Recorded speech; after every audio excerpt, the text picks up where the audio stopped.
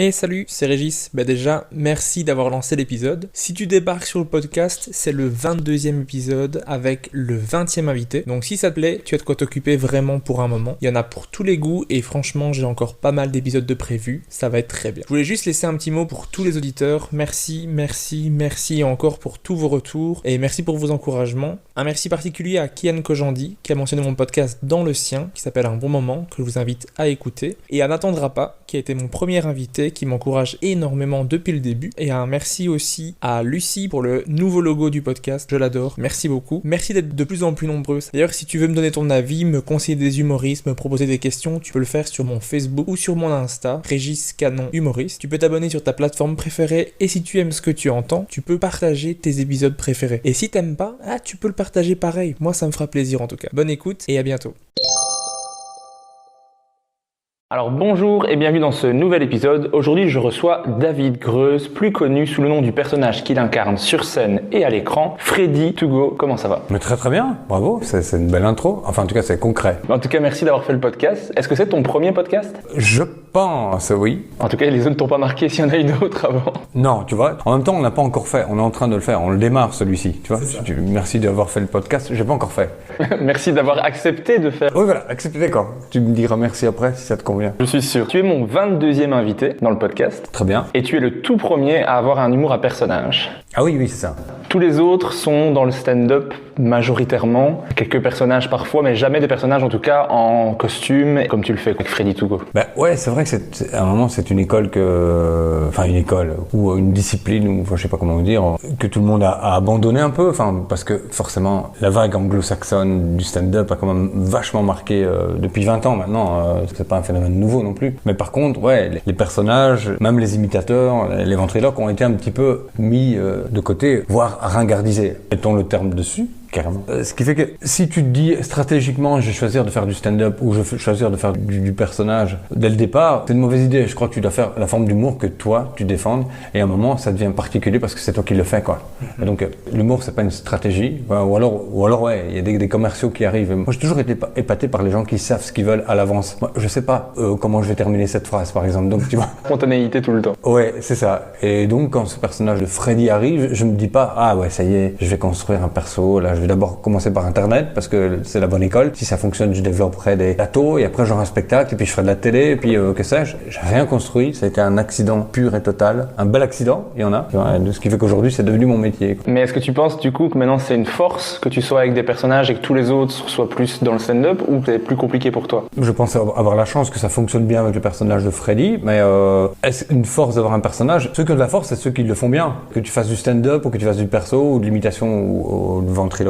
La vraie force, c'est de défendre ce que tu fais et d'avoir, quelle que soit la discipline, ta particularité. Ok, il y en a qui font du personnage, mais tu vois, c'est lui ou un autre, c'est pareil. Il y en a qui font du stand-up et il y en a en série des mecs et tout d'un coup, il y a quelqu'un, lui ou elle a vraiment quelque chose de particulier. Donc, il faut trouver cette espèce de particularité perso, mais qui soit universelle. J'adore les paradoxes. Je vais t'en donner tout le temps. Très bien. Particulier, universel, c'est un truc qui me plaît beaucoup. Parfait, moi j'aime beaucoup. Je veux capter l'essence de ton personnage, donc si tu aimes bien faire des oxymores et des paradoxes, fais-toi plaisir.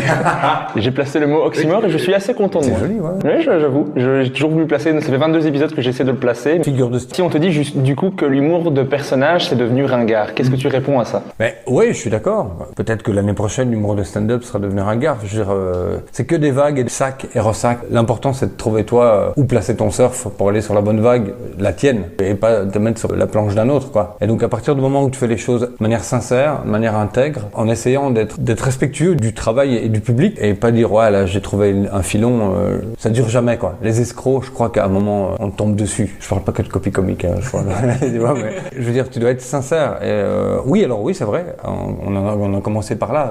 L'humour de personnage a été ringardisé après. Si tu arrives à trouver une espèce de forme très perso, comme on a dit juste avant aussi, c'est là que tout d'un coup, tu déringardises la chose. Capucine ou Panacloc, ils ont réussi tout d'un coup à mettre un coup de fraîcheur sur un truc dont plus personne ne voulait. Tu vois, le ventriloque prêt à tailler, tu vois, on avait l'impression qu'on avait fermé le cercueil, fermé le cimetière et même fermé la rue du cimetière. Et là, tout d'un coup, hop, ils arrivent avec un truc frais, amusant et on en redemande. Alors, le gros avantage l'avantage que j'avais avec Freddy, maintenant, j'ai créé des personnages de manière spontanée sur Internet et les gens croyaient qu'il existait vraiment. Ce qui fait que tout d'un coup, c'est un homme qui s'exprime et c'est presque pas un personnage. J'essaie d'être au plus près de l'authenticité avec Freddy, donc je l'ai construit comme un portrait et pas comme une caricature. Ce qui fait que moi j'aime beaucoup le personnage de Freddy, j'ai construit avec des gens que j'aime beaucoup. Ce qui fait que désormais, quand je suis sur scène, mais les gens ils écoutent Freddy, ils m'écoutent pas moi en train d'interpréter Freddy, donc c'est presque plus un personnage. Ce qui fait que je fais du stand-up en personnage. Oxymore, tu vois, encore, on y est quoi, c'est le paradoxe. C'est ça qui fait que ton personnage n'est pas ringard, c'est qu'il est dans l'air du temps, puisqu'il fait aussi du stand-up peut-être. Est-ce qu'il faut faire du stand-up pour pas être ringard aujourd'hui? Je crois pas quoi. Je pense pas non plus. C'est un peu comme quand tu es musicien, est-ce que tu dois faire du free jazz pour être considéré comme un vrai musicien? Parce que tu vois, les musiciens de free jazz, ils considèrent que les autres, c'est pas des musiciens, tu vois. Moi j'adore le stand-up, mais justement je trouve que maintenant il y en a trop. Si tu veux quelque chose qui change, et quand tu as une scène, par exemple, comme quand je t'ai vu au festival Il est temps d'en rire, il y avait 5 stand-uppers avant toi, puis toi qui fais un personnage, ça sort du lot et ça varie les plaisirs en fait. Alors même si en effet chacun développe son style, il faut pas comparer un PE avec une Fanny Ruet ou un Guise, enfin forcément, il faut toujours qu'on retombe sur Guise, c'est incroyable. En même temps, ce mec est un phénomène. Il est pas mauvais. Alors assumer l'accent aussi, tu vois, le personnage, non seulement je fais un personnage, mais en plus un personnage à accent, donc double peine. Donc il faut que derrière tu assures. Et donc je pense, c'est pas le fait de faire du stand-up, c'est le fait que je viens avec un personnage qui est peut-être coussin péteur, tu vois, en apparence, mais moi je veux absolument donner du propos au personnage. Si je venais juste faire du sabordaller pendant 1h30, du poète-poète en dessous du bras, je pense que ça lasserait très vite et très vite je tomberais là-dedans. Ça n'aurait pas duré, le phénomène n'aurait pas duré, c'est ce qu'on appelle tantôt les escrocs. Tu fais un coup et puis basta. Pour pouvoir durer, je pense qu'il faut être authentique et surtout là, moi j'ai envie de donner du propos, de la profondeur au personnage. Des fois, les gens sont étonnés après un passage ou un spectacle de venir me dire, mais on a appris des choses, on a vu un perso qui est à la fois drôle, enfin comique, avec son accent, il est cocasse quoi. En même temps, il est presque philosophe, de temps en temps il est poète et il est même touchant. Et ça me plaît beaucoup d'avoir une multifacette. Je pense que le meilleur moyen de ne pas être ringard, c'est de ne pas être uniquement dans une voie. Et d'avoir cette multifacette. Tu me dis, un perso qui fait du stand-up, c'est peut-être un parachute pour pas se casser la gueule tout de suite. Mais c'est un personnage qui a plusieurs angles. Tu dis, il est parfois poétique, parfois politique, parfois peut-être. Ouais, c'est vrai, je me permets, ouais. Plus philosophique et donc tu peux aborder des choses. Par exemple, je crois que tu as un sketch où tu parles un petit peu d'extrême droite. Ça met un propos derrière. Ouais. Au départ, c'est très délicat parce qu'avec un personnage aussi populo, tu vois, tu tombes vite dans le café du commerce, dans le procureur d'internet, les mecs qui donnent des leçons à tout le monde. Mais j'essaye d'y aller avec une certaine délicatesse, d'amener les choses pour parler de l'actu. Et donc l'actu, elle est forcément marquée pendant les 16 derniers mois par la formation du gouvernement et tous les problèmes politiques qu'on a connus. Depuis mars, on est englué dans le Covid et donc... Ah bon? J'avais pas remarqué. C'est vrai que t'as pas de masque, je suis un petit peu inquiet, mais bon, là on a gardé une bonne distance. Et donc oui, parler de l'actu, ça peut être parfois très tendance avec un personnage comme celui-là parce qu'on dit ok, c'est le mec bourré du coin qui est dans son bar. Et au tout départ, quand je travaillais au Kings of Comedy, donc c'est en 2015-2014, les tout premiers sketchs, j'avais du mal à trouver l'axe ou la forme pour faire parler Freddy. Parce que par exemple, à l'époque, il y avait le problème de Christiane Taubira, tu vois, qui était ministre ou garde des Sceaux, je pense, en France. Et elle avait été moquée par une députée Front National avec une banane en disant « remonte dans ton arbre », etc. Oui, elle avait été traitée de guenon. Ouais, voilà. Et donc j'avais parlé de ça en Freddy, parce que ça m'avait heurté. Sauf que le ton que j'avais employé était un petit peu trop donneur de leçons, ce qui fait que les gens disent « attends, Tougo, là, il est raciste ou pas ?» Enfin, tu dois faire très gaffe comment tu parles des choses, parce que c'est un gars populaire ou populo. Si j'y vais trop rentre dedans, tu vas presque te démonter toi-même dans ton discours. Ce que tu veux dénoncer, tu retombes dessus. Donc il faut faire très attention quand tu développes un perso populo. Par exemple, j'affiche jamais ou vraiment hyper rarement Freddy avec un verre de bière ou de l'alcool, parce qu'on a vite fait dire « ok, mais c'est un mec qui est marge du CPS, c'est un bourré », enfin tu vois les clichés sur les gars populaires qui viennent du Hainaut. J'en joue, parce qu'il faut de l'autodérision, mais il faut faire gaffe à tout ça. Donc politique oui, mais attention. Mais pour revenir sur tout le personnage, ce que j'aime faire dans le podcast, c'est remonter le temps. Tu le sais, tu as écouté certains épisodes, donc j'aime bien revenir au tout début. Ouais. Et donc j'aimerais bien savoir comment était donc David dans son enfance. Est-ce que tu étais déjà un petit comique à Strepy-Bracny ou pas encore? Ouais, je pense, j'ai eu une enfance heureuse, donc je garde des souvenirs assez géniaux de l'enfance. Bon, j'étais un gars comme les petits gars, en pleine effusion de joie, et donc j'étais pas un gamin maussade, mais j'étais pas forcément le bout en train de la bande. Je pense avoir toujours été entouré avec des gars pleins d'humour, des petits gars de la rue, quoi, de mes potes. J'ai énormément de potes italiens. Je suis né à La Louvière, enfin Strepi Bracni. Et donc j'ai eu que des amis italiens, siciliens et calabrais. Et ces mecs, ils ont la commedia dans le naturel, quoi. Et donc ils avaient tous un humour particulier. On avait parfois un pote napolitain aussi. Les napolitains, ils ont cette particularité, c'est qu'ils terminent chaque phrase par une vanne. En gros, tu vois. Mais bon, des vannes bien lourdes, qui m'a nourri aussi. Et donc toute cette culture italienne du langage avec les mains. Là, on ne le voit pas, mais je parle beaucoup avec les mains. Tu confirmes? Je confirme. Et donc voilà, j'étais pas forcément celui qui faisait marrer. On faisait des barbecues entre potes quand on était ado et les copains italiens me faisaient éclater de rire, quoi. Donc j'étais, je pense, un enfant bien heureux, mais pas forcément le comique de la bande. Pas plus qu'un autre. Est-ce que tu consommais déjà beaucoup d'humoristes? Tu regardais les humoristes à la télévision, les comédies Ouais, j'étais très fan. Mon père et mon frère, j'ai un frère qui est beaucoup plus âgé, qui a 15 ans de plus que moi, et mon père et mon frère avaient cette culture du calembour et du pantalon relevé dans les fêtes de famille. C'était des bons vivants. Et donc probablement aussi que ça m'a alimenté. J'ai même oublié ta question. Je disais, est-ce que tu regardais beaucoup d'humoristes de comédie? Donc je les regardais parce qu'ils étaient en face de moi, non seulement. Mais mon père était très fan des classiques, des Fernandel, Bourvil, Louis de Funès. Je me rappelle d'un truc à la télé, sur TF1, qui s'appelait Alors raconte, et c'était tous les humoristes chansonniers. Attends, moi j'étais tout petit, hein, donc toi t'existais c'était même pas un projet pour tes parents, je pense. Je pense pas. Qui s'appelle Alors raconte, et c'était tous les chansonniers de l'époque, mais les vieux, hein, les anciens, les frères ennemis, Roger Carrel, Micheline Dax, c'est des noms qui te disent rien. Rien du tout.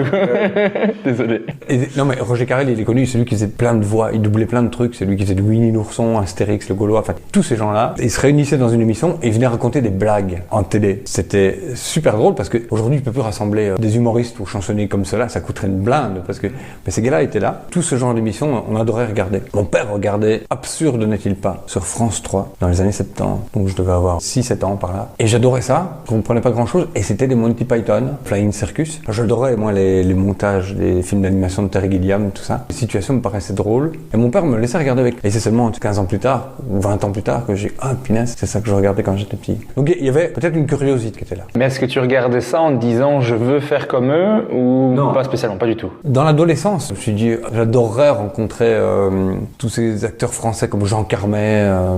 On me dit allez, c'est à chaque fois comme ça quand tu dois citer des noms. Pierre Richard plus tard? Ouais, Pierre Richard. J'adorerais les rencontrer, tous ces gens qui faisaient rire. Et pas forcément les stars, mais les seconds rôles. Daniel Prévost, le petit rapporteur. Je sais pas si ça te dit quelque chose, ça. Non. Désolé. Non, mais c'est vraiment des trucs de vieux. Hein, mais c'était une émission animée par Jacques Martin, Stéphane Collaro. Il y avait des proches dedans. Il y avait Daniel Prévost, Pierre Bonte. Et c'était des chroniqueurs. Et c'était là le dimanche midi. Et ils étaient autour d'une table et ils avaient chacun une séquence à présenter, une chronique. Et ils avaient un esprit très trublion, très frondeur, comme ça. Par le petit bout de la lorgnette, regarder l'actualité, regarder la société française. Et c'était très pointu, très très très amusant. Donc ça, j'adorais regarder ça notamment, quoi. Est-ce que toi, tu avais envie de faire du théâtre, de l'improvisation, ce genre de choses, ou pas spécialement? J'ai eu 2 expériences de scène très tôt. La première, c'était en 3e maternelle. Et la prof, Madame Marchetti, encore une italienne, tu vois, on l'embrasse, ouais. Elle m'a fait jouer un rôle c'était une chanson de Patrick Topalov, je pense, un truc. Et je me suis éclaté. Mais après, ça m'a pas fait dire à 5 ans et demi,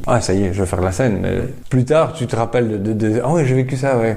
Et puis, à 12 ans, je suis au scout. Le chef scout me dit, toi, tu vas faire le premier rôle. Et c'était une histoire qu'ils avaient écrite complètement eux-mêmes. C'était une espèce d'opéra populaire, enfin, avec des musiques de variété. Et à chaque fois, l'histoire était racontée par les chansons, quoi. Et j'étais un jeune gars qui avait gagné un concours de la NASA pour partir sur Mars. Et je tombe amoureux d'une martienne. Enfin, donc les 2 premières expériences de scène. Et puis, non, j'ai jamais pensé faire du théâtre, sauf à 20 ans, 21 ans. On sort de l'école, on est un peu au chômage, un peu beaucoup au chômage. Et j'ai des potes qui veulent faire une troupe et ils me disent, viens avec nous, toi, t'as du bagou.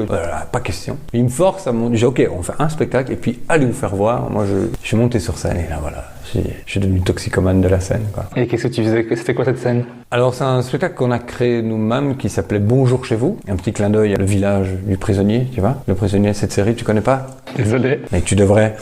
Le prisonnier, c'est un truc années 70, c'est un truc assez génial. Un ancien. Non, 3. Hein. Ouais, mais malgré tout, moi je connais Napoléon, tu vois. Toi aussi, je pense. Petite notion comme ça. Et donc, le prisonnier, tu dois voir. Non, tu vas adorer ça. C'est un truc tout à fait bizarroïde parce que c'est un ancien agent secret qui décide de se retirer et il se fait enlever et il est dans un village qui est retenu et tu ne sais pas t'en échapper parce que quand tu essaies de t'échapper, il y a un rôdeur qui est une grosse boule blanche qui te court après et qui te ramène dedans. Okay. Et ils ont tous un numéro. Et c'est une société secrète très très bizarre Franchement, ça a influencé la plupart des scénarios genre Matrix. Enfin bref, donc pourquoi on parlait de ça? Parce que je te demandais si tu faisais du théâtre et ta première scène que tu avais faite. Ah oui, bonjour chez vous, puis rien à voir. Les digressions, il n'y a pas qu'en spectacle. On a fait ce spectacle avec une compagnie de théâtre-action de lycée à la Louvière, ça s'appelle la Compagnie du Campus. Bon, alors je ne vais pas encore faire des leçons sur ce que c'est que le théâtre-action, mais c'est un mouvement qui est né dans les années 70 et qui veut rendre le théâtre à qui il appartient, c'est-à-dire au public. Non seulement l'accès au théâtre, mais aussi l'accès à la scène. Et donc il faut travailler avec des publics un petit peu compliqués, comme les gens en posture alcoolique, les chômeurs, les femmes battues, ou les ouvriers en grève. Ils vont dans les usines en grève et ils construisent pendant les grèves un spectacle avec les ouvriers qui sont là. Et au bout de la grève, ils jouent le spectacle pour tout le monde. Et c'est un théâtre de revendication, etc. En bref. Et donc c'est avec cette compagnie-là qu'on fait un atelier et on monte un spectacle. On est 3 sur les relations humaines entre 3 voisins de palier. Et moi, je joue un sportif à la mutuelle. Et puis arrive un événement dans leur quotidien, ils sont chacun dans leur univers. C'est un gros tonneau de 500 litres d'huile qui déboule sur scène. Et puis comment gérer l'étrange objet, comment gérer l'étranger qui débarque dans ton petit quotidien. Et donc voilà, c'était un spectacle. On s'est éclaté. C'était dans les début des années 90, 92 par là. Et puis on a refait 2-3 spectacles ensemble parce que j'ai accroché la scène et la chaîne visiblement m'accrochait aussi. Donc on fait 3-4 spectacles, mais c'est tout le temps de l'accessoire, quoi. Un hobby de formation, je suis graphiste. J'ai fait Saint-Luc à Liège en BD et illustration. Pas du tout fait l'art scénique, mais absolument pas. Je dis que je suis graphiste de formation et acteur de déformation. Enfin, acteur, c'est un grand mot.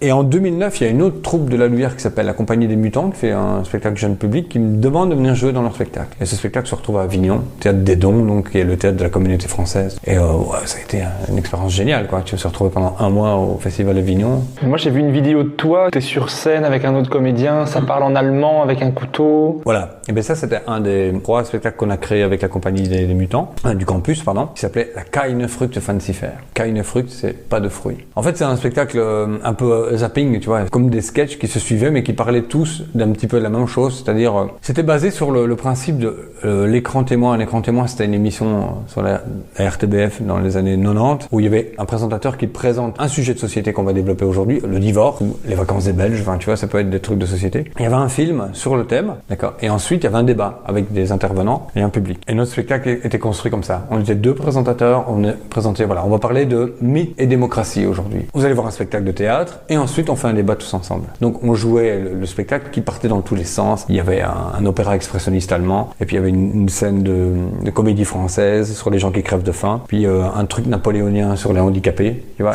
Et c'est tous des thèmes de société, mais c'est un gros délire, on s'éclatait. Et après, on revenait sur scène, les présentateurs, et là, on était à table, on dit, voilà, maintenant, on ouvre à vos questions. Et donc, on ouvrait en impro. Les gens pouvaient nous envoyer des questions. Et dès qu'on commençait les questions, on nous apportait une assiette de pâtes, et nous, on bouffait devant les gens.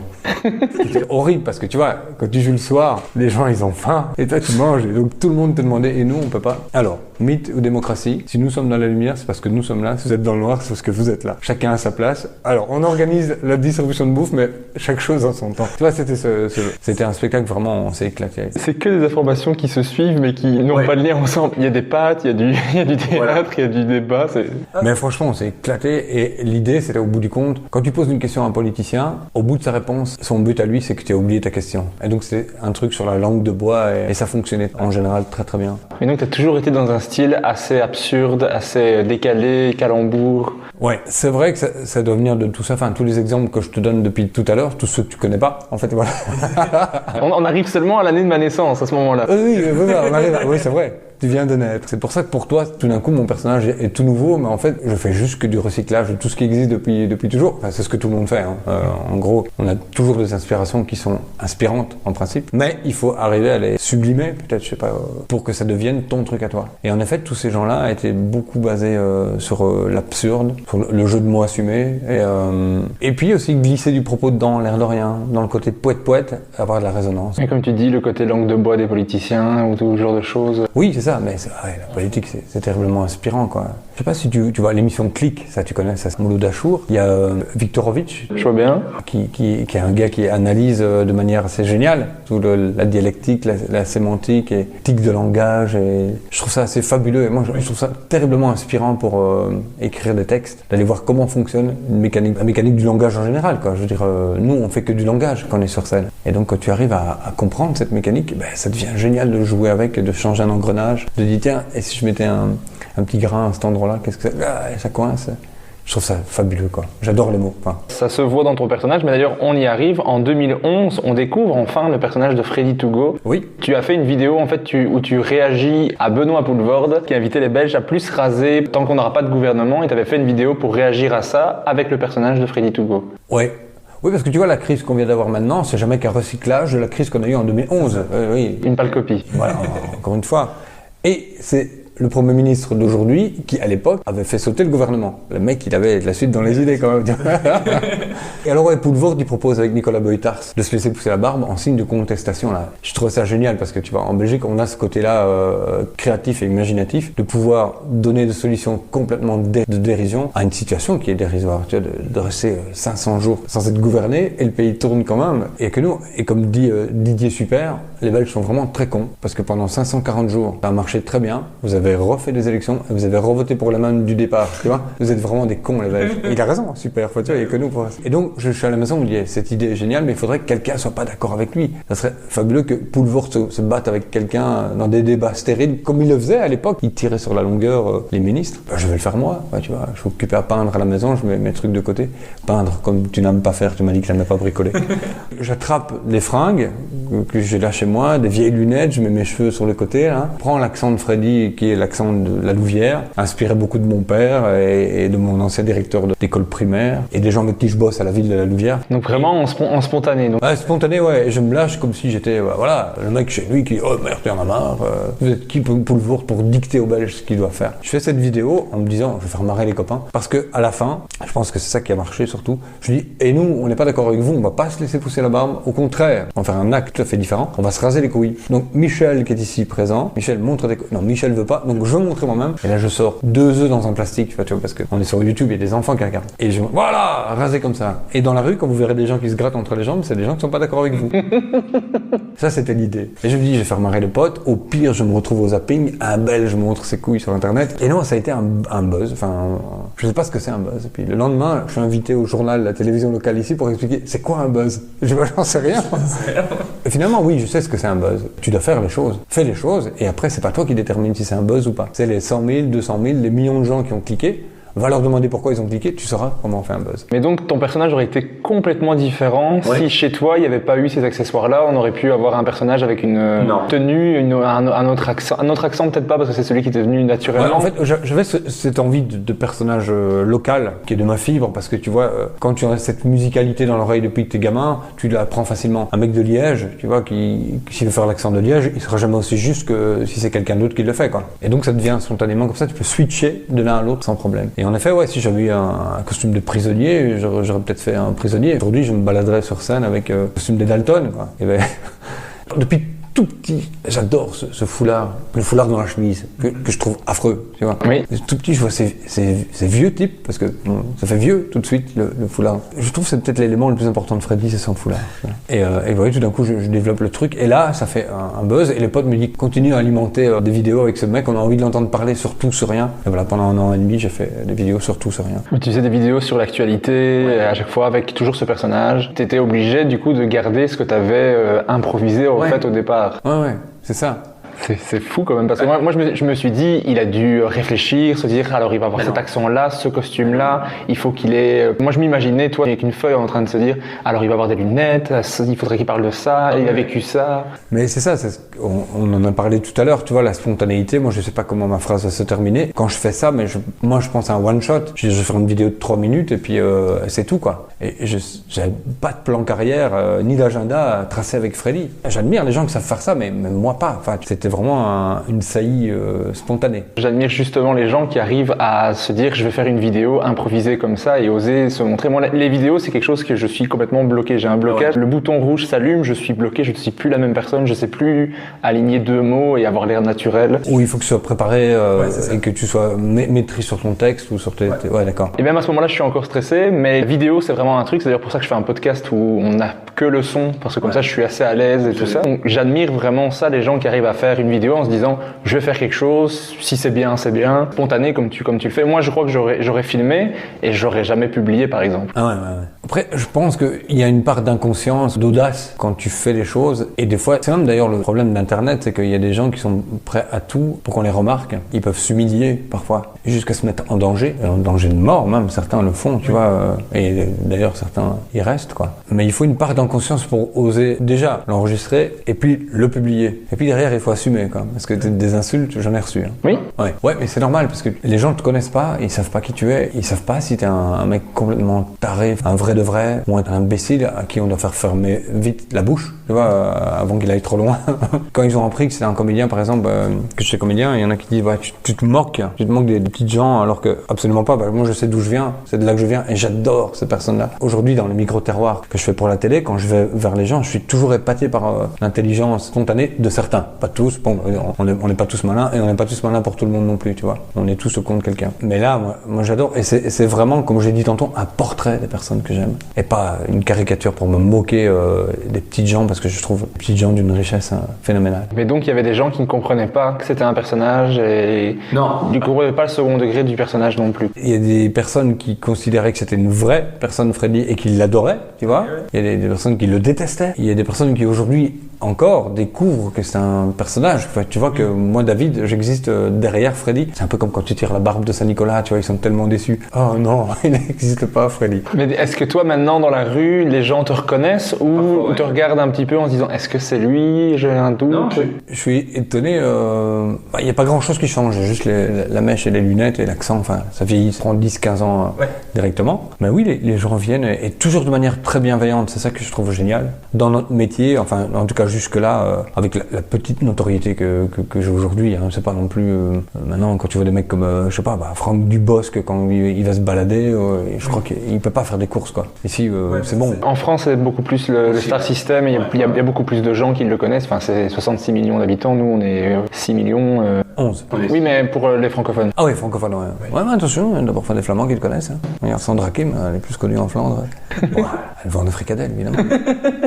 On dit ceci, c'est qu'un Wallon qui arrive à vendre un truc à un Flamand, c'est un Wallon qui a réussi. Et surtout, une Liégeoise, ça part pas gagnant d'avance. C'est facile, tu vois. Quand on est du Hainaut, la Louvière, Charleroi, c'est facile de taper sur les Liégeois parce que eux le font. Enfin, moi, je suis pas un Carolo, je tape sur les Carolos parce que... C'est facile. Bah oui, c'est facile. Et pourquoi on se gênerait en même temps? Surtout quand ils sont pas là. Et puis quand ils sont là, tu leur dis, ça va, on est cousins, je peux me permettre, quoi. On est entre nous. Mais je veux dire, quand les gens viennent vers nous, c'est toujours bienveillant. On en était là. Et nous, si aujourd'hui on a cette petite notoriété, cette petite visibilité, mais c'est avant tout grâce au public, quoi. Et donc, comment refuser quand quelqu'un vient te demander une photo ou te demander... C'est tellement génial, je trouve ça génial que... moi, je leur dis merci aux gens. C'est grâce à eux qu'aujourd'hui, je peux vivre de ça. C'est moi qui dois leur dire merci de venir vers nous. Et est-ce qu'on te demande de faire Freddy quand on te voit ou... Non. Mais les gens m'appellent Freddy parce qu'ils savent pas forcément que je m'appelle David. Ah, mais après ce podcast, tout le monde va savoir. Hein. Là, mondialement, c'est connu. Jusqu'à Singapour. Tout à fait. Singapour, très écouté. Très... Mais bien sûr. Non, mais il y a une antenne belge très importante à Singapour. Tout à fait. Une antenne commerciale. Ah, mais tu dis Régis Canon à Singapour, c'est l'émeute, hein, c'est la folie. Et... Voilà, Régis Canon. En 2011, tu as fait toutes les vidéos et tu sors la chanson Ça va d'aller. En 2012, ça, ouais. Un an plus tard. Mai 2012, voilà. Il m'a fallu un an pour pondre cette merde, tu vois. Ça, c'est un truc que j'adore, c'est que tu le dis, cette chanson, c'est ridicule. T'as dit dans une interview, j'avais adoré, c'est tu disais, cette chanson est ridicule, les gens n'ont aucun goût. Ouais. Ça m'a tellement fait rire parce que je me suis dit, il a conscience de l'énormité du truc. Mais tout à fait. Encore une fois, j'avais jamais imaginé que ce truc pourrait faire un tel buzz. Et bon, c'est un petit peu le levier qui a fait que la carrière de Freddy, enfin du personnage de Freddy s'est lancée, c'est vraiment comme ça. Et en fait, un matin, tu vois, t'as le radio réveil qui s'allume et c'est All de Laf, la tristitude. La toute première fois que j'entends cette chanson au réveil le matin, tu vois. La tristitude, c'est quand tu marches pieds nus sur un petit Lego. Enfin voilà. Et j'ai dit, mais c'est quoi ce truc? C'était une chanson tellement concrète, tu vois, tellement quotidienne et tellement banale qu'elle était géniale. Et lui, le gars qui part dans une espèce de Claude François après là. Enfin bref, cette chanson m'a éclaté et à ce moment-là, je me réveille et je dis à ma femme, j'aimerais bien faire une chanson aussi plate, aussi quotidienne avec Freddy. C'est drôle. Imaginez faire chanter Freddy qui était pas du tout chanteur. Enfin moi je suis pas du tout chanteur. Et c'est comme ça que m'est venue l'idée de il y a des matins tu vas bosser, parce que je bossais à la ville de la Louvière à l'époque. Dans la bagnole, tu sais, il y a des matins, tiens, il y a des matins, dans la bouche de Freddy, ça colle bien. Et puis le rythme, ce qui pleut tout le temps là, chez nous, tu sais, c'est des essuie-glaces qui ont dicté. Pom, pom, pam, pam, pam, pam, pam. Et voilà. Et cette chanson s'est construite de manière un peu organique à cause ou grâce à Old Olaf. Tu vois, sur cette idée du quotidien. Et j'avais envie d'un truc répétitif. Et en effet, et puis tu dis, bon, allez. Mais qu'est-ce que ça rentre en tête? Parce que ici, bon, pour le podcast, j'ai regardé les interviews que j'ai trouvées de toi et tout. Et à chaque fois, il y a la musique qui passe à un moment donné où on en parle. Et une fois qu'on a la phrase ça va d'aller, moi j'ai la chanson qui reste en tête. Donc ça fait 2 semaines que j'ai ça va d'aller en tête. Ouais, pauvre. Je suis désolé d'avoir commis ça. J'ai des amis qui ont des enfants et qui veulent me tuer, tu vois.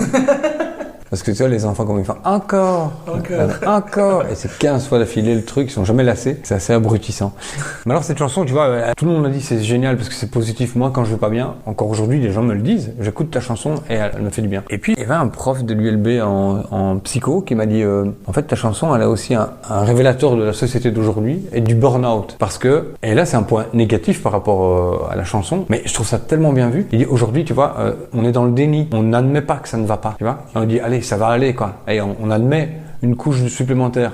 T'es débordé, on t'amène encore un dossier de plus, tu dis non, je vais le gérer. Et puis, à force de dire ça va aller, bam, tu tapes un burn-out parce que t'as été dans le déni du fait que ça ne va pas. Et dit ta chanson, elle parle de ça aussi. Je dis, punaise, ouais, c'est extrêmement bien vu. Malgré toute la positivité qu'elle développe, je devrais pas le dire parce que je suis en train de niquer mon truc, quoi. Je trouve que ça va, elle a déjà eu son succès. Je crois que on sait pas retirer les vues que tu as déjà eues sur la vidéo.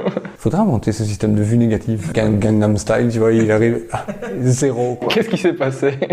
À quel moment t'as pris conscience de l'ampleur que ça prenait? C'est du jour au lendemain? C'est sur une semaine? Alors ouais, c'est excitant. Enfin, tu vois, cette espèce d'adrénaline, d'hormone de satisfaction que te donnent les likes en direct. Tu vois, c'est pour ça qu'on est sur les réseaux sociaux, c'est pour avoir cette hormone qui te fait du bien. Et tu vois les likes qui montent et puis les gens qui te donnent des avis, la plupart étaient très positifs et très sympas. Et puis de temps en temps, même des gens qui comprennent pas et qui disent c'est quoi cette grosse merde. Et je dis oh punaise. Ah, au moins il y en a un qui est lucide.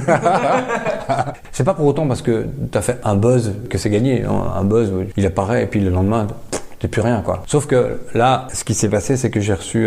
donc j'ai fait ça au mois de mai et début juillet, je reçois un mail d'une boîte de prod qui s'appelle Fremantle Productions. Je connais pas du tout à ce moment-là. Qui me demande, certainement ta question suivante. Oui. Voilà. Qui me demande de participer à une émission de grosse audience sur une chaîne privée française, un concours. Donc je dis ouais, mais vous êtes qui? Enfin, je sais pas, c'est quoi cette émission? Ils me disent c'est la France, un incroyable talent. Alors je dis qu'est-ce que je vais aller foutre là-bas quand même? J'ai pas d'incroyable talent, moi. Voilà, tu vois, déjà je suis pas français et j'ai pas d'incroyable talent. Et là, j'en discute avec des potes pendant une semaine. Tu vois, je réfléchis et ils me disent tous, bah non, on va pas là-bas. Enfin, c'est pas fait pour toi. Enfin, et puis je leur envoie un petit mail très sympa pour leur dire, alors je suis épaté de l'invitation, mais mon personnage de Freddy est trop frais. C'est pas une bête de concours. Je connais votre émission, elle est géniale pour certaines personnes, elle est dégueulasse pour d'autres. Alors je sais pas où vous me situez. Si vous me mettez dans les trucs qu'on adore ou la chair à canon pour se faire humilier. Merci beaucoup, mais je décline votre invitation. Toutefois, s'il faut venir faire l'andouille sur votre plateau, voilà mon numéro de téléphone. Moi, je vais bien faire une apparition poète, quoi. Et le lendemain, j'ai la productrice qui m'appelle. Et là, elle me dit, ah ben j'entends que t'es un comédien déjà, c'est rassurant. C'est encore... Elle dit, on ne savait pas si t'étais un vrai, si t'étais totalement comme ça, si Freddy existait, donc ok. Elle dit, à la fois c'est génial, à la fois en même temps, bon, c'est une perte. Et puis on discute et très vite on trouve un accord et donc j'accepte d'aller là-bas. Et là, moi, je pense me faire dézinguer, mais tout de suite, tu vas me faire désosser, mais direct, ça tient pas la route, que c'est n'importe quoi cette chanson. Moi, j'y vais vraiment au cran, à l'audace et à la fleur au fusil parce que je m'en fous. Je sais que je vais me faire dégager. Tu vois, comme quand tu montes sur un taureau mécanique et tu sais que tu tiendras pas 5 secondes. Et finalement, tu tiens jusqu'au bout et tu rentres chez toi avec la coupe. Ah ben voilà, ils m'ont dit tous les trois oui et donc je me suis retrouvé après jusqu'en demi-finale à la porte de la finale. Et là, dès le lendemain du passage de l'émission, tu vois, je suis passé de 50 000 vues à 200 000 vues en une soirée. J'avais 5 000 amis Facebook en un soir et tu te dis, mais qu'est-ce qui se passe? Qu'est-ce que j'ai fait pour mériter ça? Enfin, c'est fun. Et puis d'un coup, tu dis, ok, maintenant il faut peut-être voir ça de manière un peu plus sérieuse. Parce qu'il y a une boîte de prod, Kings of Comedy, qui m'attrape, qui dit, voilà, on voudrait travailler avec toi. C'est à ce moment-là, au premier passage en télé, que Kings a débarqué et puis les choses deviennent peut-être un peu plus sérieuses, quoi. À ce moment-là, du coup, tu te mets à réfléchir, qu'est-ce que tu peux faire avec ça? Il y a un filon, tu te dis, il faut que je l'exploite. Je me dis surtout que j'ai rien, tu vois. Et j'ai pensé à rien. Comment tu fais dans quelque entreprise que ce soit, quand tout d'un coup, il y a des gens qui t'attendent, quoi. Et j'ai eu une bonne idée, mais est-ce que tu vas vivre sur une bonne idée? Donc il dit, ok, ça suffit pas. Donc cette bonne idée, c'est une graine, il faut la planter, il faut l'entretenir et puis il faut la développer. Donc à partir de là, ouais, Kings, je les ai rencontrés, ils m'ont dit, ouais, il faut que dans 1 an et demi maximum, tu as un spectacle. J'ai une chanson de merde en plus, une vingtaine de vidéos sur Internet. Ok, donc là, tu commences à faire les premières petites scènes, les premières parties. Tu commences à écrire. Dans les vidéos, des textes que j'avais fait, j'en ai fait des textes et adaptés sur scène. Ouais, tu les as retravaillés pour la scène, quoi. C'est comme ça que ça démarre doucement. Tu vois, là, on est en 2013. Et est-ce que ça a été dur pour toi d'écrire? Parce qu'il y en a qui disent que écrire c'est dans la douleur. Est-ce que toi c'était ça ou ça venait naturellement et c'était un plaisir? Non, alors perso, j'ai pas de méthode. Enfin, je suis pas l'artiste maudit qui écrit bien quand il va mal, ou je dois pas être sous caféine ou bien autre substance pour pouvoir écrire correctement. Je pense que tout s'écrit au moment où ça doit se faire. Des fois, c'est un délai qui te permet d'écrire, parce que tu dis, punaise, il faut absolument que ce soit écrit pour là, et tout d'un coup, t'as un blocage, ça vient pas. Et puis, ce délai, c'est très scolaire, hein, parce qu'on est très scolaire comme ça. Il faut rendre le travail pour le 15. Et donc, tout d'un coup, ce délai te fait avancer. Et puis, parfois, non, c'est l'inspi, tu te lèves le matin, ouais, t'as une idée, t'as trouvé ton axe, et tout d'un coup, hop, c'est une espèce de rivière naturelle qui coule, et t'as écrit 3 pages d'un coup, et puis le lendemain, tu dis, allez, c'est reparti, tu fais 4 phrases, et tu dis, bon, je vais à la piscine. J'ai aucune méthode, moi, j'ai aucun conseil à donner. Enfin, si, le conseil, c'est laisse-toi aller, fais-toi un minimum confiance, quoi. Parce que souvent, moi, j'ai des potes, ben voilà, Sarah, je vais taper sur Sarah, elle m'a téléphoné. Sarah, c'est une fille qui manque énormément de confiance en elle, alors qu'elle a vraiment un truc. C'est pas évident de avoir le charisme et l'humour en même temps. Et cette fille, elle développe des trucs, mais sauf que souvent, elle dit, oh, aujourd'hui, je me sens pas belle, ou oh, ça va pas être drôle. Et alors, elle se met tellement de freins de confiance qu'à un moment, elle fait rien. Fais-toi confiance un minimum, vas-y, lâche-toi. Si c'est le moment, alors profites-en. Si c'est pas le moment, fais autre chose et puis reviens-y, quoi.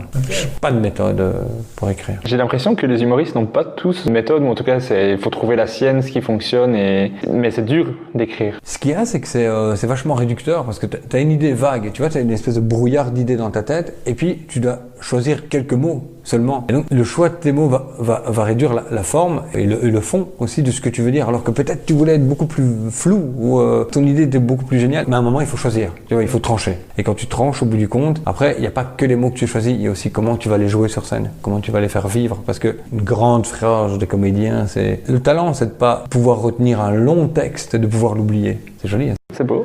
Donc quand tu es sur scène, tu dois oublier ton texte, et comme si c'était la première fois que tu le disais, que ça devienne spontané. Est-ce que tu te rappelles de tes premières scènes du coup où tu jouais autre chose que Ça va d'aller, que tu étais vraiment sur scène avec un sketch que tu avais écrit? Comment ça s'était passé pour toi? On l'a déjà abordé un peu tout à l'heure, tu vois, quand j'ai les toutes premières scènes que j'ai fait au Kings of Comedy, oui, où je savais pas vers où diriger mon personnage. Est-ce que c'est un mec qui doit gueuler, râler, surtout parce qu'avec Christiane Taubira, je donnais l'exemple de la banane, j'ai pointé les gens avec ma banane et je les voyais un peu, tu vois, faire 20 cm de recul sur leur chaise en disant, oh là, ce mec, il est vraiment agressif, il dénonce le racisme. Est-ce que c'est un personnage raciste que le comédien nous montre? Et donc là, ouais, il m'a fallu 2-3 fois prendre des coups de latte dans les gencives, parce que toi, tu développes un personnage avec sa bonhomie et en fait, tu te rends pas compte de ce que tu développes. Donc, il a fallu quelques scènes avant de pouvoir maîtriser cet aspect vieux belge râleur et sympathique en même temps. Il fallait trouver, et ça, c'est à force de jouer, de tester, et aussi cet univers absurde que les gens doivent admettre pour pouvoir te permettre de partir dans tous les sens au fil fou et que les gens te suivent quand même. Sinon, il y avait une très belle image de Métayer, le fils d'Alex Métayer, qui était jury dans On ne demande qu'à en rire. Je ne vois pas sur le nom. Il avait dit, si tu fais de l'absurde ou de la digression, t'amènes les gens à la gare, tu vois, tu montes dans le train et puis tu fous le camp avec ton train d'absurde et tu laisses tous les gens sur le quai. Emmène-les avec toi. Et pour pouvoir t'emmener, tu dois leur donner les clés pour qu'ils puissent décoder qui tu es. Une fois qu'ils t'ont décodé, ils acceptent d'aller avec toi vers où tu veux, quoi. C'est d'abord à toi à faire un travail vers le public pour que le public vienne vers toi. C'est ça. Des leçons que j'ai tirées des différents voyages au Québec, notamment. Ah, je savais pas ça. J'ai remporté la scène ouverte du Vourir en 2016 à Liège. Le Vourir était associé à Marrakech, à Cannes, Québec et Morges en Suisse. Et donc, comment exporter un perso comme Freddy avec sa belgitude tellement belgo-belge pour que un Canadien, un Marocain, un Marrakchi, enfin tu vois carrément de Marrakech, puisse capter le bazar, quoi, et venir avec toi. Et donc j'ai dit, ok, à moi d'abord d'aller vers eux, et à partir du moment où tu t'intéresses à eux, eux vont venir vers toi. Ça, c'était vraiment une révélation. Avec Thomas Wiesel, notamment, que j'ai vu faire, et Thomas, il est beaucoup comme ça, il est très comme ça. Il se renseigne énormément sur l'endroit où il est. Il est impressionnant. Il vient dans un village, il peut faire 30 minutes sur le village dans lequel il vient. C'est impressionnant. C'est d'ailleurs un des seuls qui travaille autant et qui retient. C'est parce qu'il a aussi une capacité pour retenir un certain nombre d'informations. Il aime ça aussi, tu vois, je pense à un curieux, un vrai curieux, dans tous les sens du terme. Et là, je l'ai vu à Québec, il parle parlait de la politique locale, et je pense qu'il y avait même des gens qui apprenaient des choses sur leurs politiciens, tellement il est pointu en plus, il fait pas que du cliché, hein. C'est déjà pas mal si tu arrives à développer les clichés de la ville. En même temps, si tout le monde l'a déjà fait, tu passes pour un ringard. Encore une fois, tu dois savoir ce que tu dois dire ou pas. Et donc Thomas m'a beaucoup éveillé là-dessus aussi, sur son attitude à s'intéresser d'abord aux gens, sans être putassier, quoi. C'est pas pour faire du racolage. Pour moi, ça me paraît une évidence. Si tu veux emmener les gens dans ton univers, va d'abord voir comment ils s'appellent, donne-leur les clés, puis suivez-moi, quoi. Mais est-ce que ça t'est arrivé souvent que tu veuilles donner les clés pour qu'on te comprenne, mais que les gens les refusent et ne comprennent pas ce qui se passe, et que du coup ils soient complètement lâchés? Non, parce que il suffit juste de tendre la main. Enfin, tu vois, l'exemple de Marrakech, je flippais, mais à fond. On me dit, t'inquiète, tu joues à l'Institut français, il y a que des familles françaises. On est à Marrakech, mais bon, c'est un public français, quoi. Et puis je tire le rideau, je vois, il y avait que des familles marocaines, avec des femmes voilées, etc. J'ai, punaise, avec ce Freddy débarqué là-dedans. Et en fait, arrivé sur place, il y a plein de trucs qui t'inspirent. J'arrive sur place et il y a un gars qui nous accueille, très sympa. Et puis, je m'en inspire. Il y a aussi le chauffeur de salle, enfin, tu vois, le présentateur qui est très important. Quand il amène les choses, il explique, voilà, ils ont gagné là-bas. Alors, voilà, il vient de Belgique. On connaît un peu la Belgique, mais voilà, il est là. Un peu particulier. Enfin, il amène ça comme ça. Et bon, il y a une chouette ambiance quand tu montes sur scène. Puis j'arrive avec la dégaine de Freddy, la démarche. Les gens se marrent visuellement, tu vois. Déjà, quand t'as un public qui aime le visuel, c'est déjà un peu gagné quand tu fais un perso comme ça. Mais le visuel, c'est assez universel. Ouais, voilà. Mais tu as des publics, bon, tu fais ça dans un comedy club. À Paris. À Paris, ouais, j'ai dit, ouais, punaise, non. Tu vois, il y a une espèce de, attends, il faut que le mec derrière il assure parce que, voilà, avec quoi il vient lui? Avec son Roland McDan, c'est bon quoi. Je démarre simplement en disant bonjour, je viens de Belgique, je suis assez ému parce que c'est la première fois que je vais au Maroc, pas la première fois que je vois des Marocains parce que je viens de Belgique. Là-dessus, ils captent parce qu'ils ont beaucoup de familles, donc ils ont capté le bazar. Et puis je dis, c'est une chouette salle, et vous avez le chic pour trouver les noms des salles parce que là on a été accueillis par un vieux monsieur qui m'a dit bienvenue dans cette salle ici, salam alaikum. Ah, c'est un chouette nom, salam alaikum pour une salle, tu vois. Et puis, je discute avec eux, je leur dis, attends, ça fait 3-4 minutes qu'on parle, et je vous ai même pas demandé comment on dit bonjour chez vous. Et ils disent tous, salam alaikum. Ah ouais, comme le nom de la salle. C'est ce que j'appelle donner les clés aux gens, c'est-à-dire, tu t'intéresses un peu à ce qui se passe en face, et puis, ce type, il est complètement à l'ouest, donc, ok, on va avec lui parce que il a essayé de comprendre ce qui se passe ici, mais il a rien compris. C'est pas plus compliqué que ça, et donc, c'est pas très scientifique. L'expression de donner les clés, ça paraît, oh punaise, c'est le mec, tu vois, le serviteur divin, là, qui arrive avec un écrin, comme ça, tu soulèves, et oh, les clés.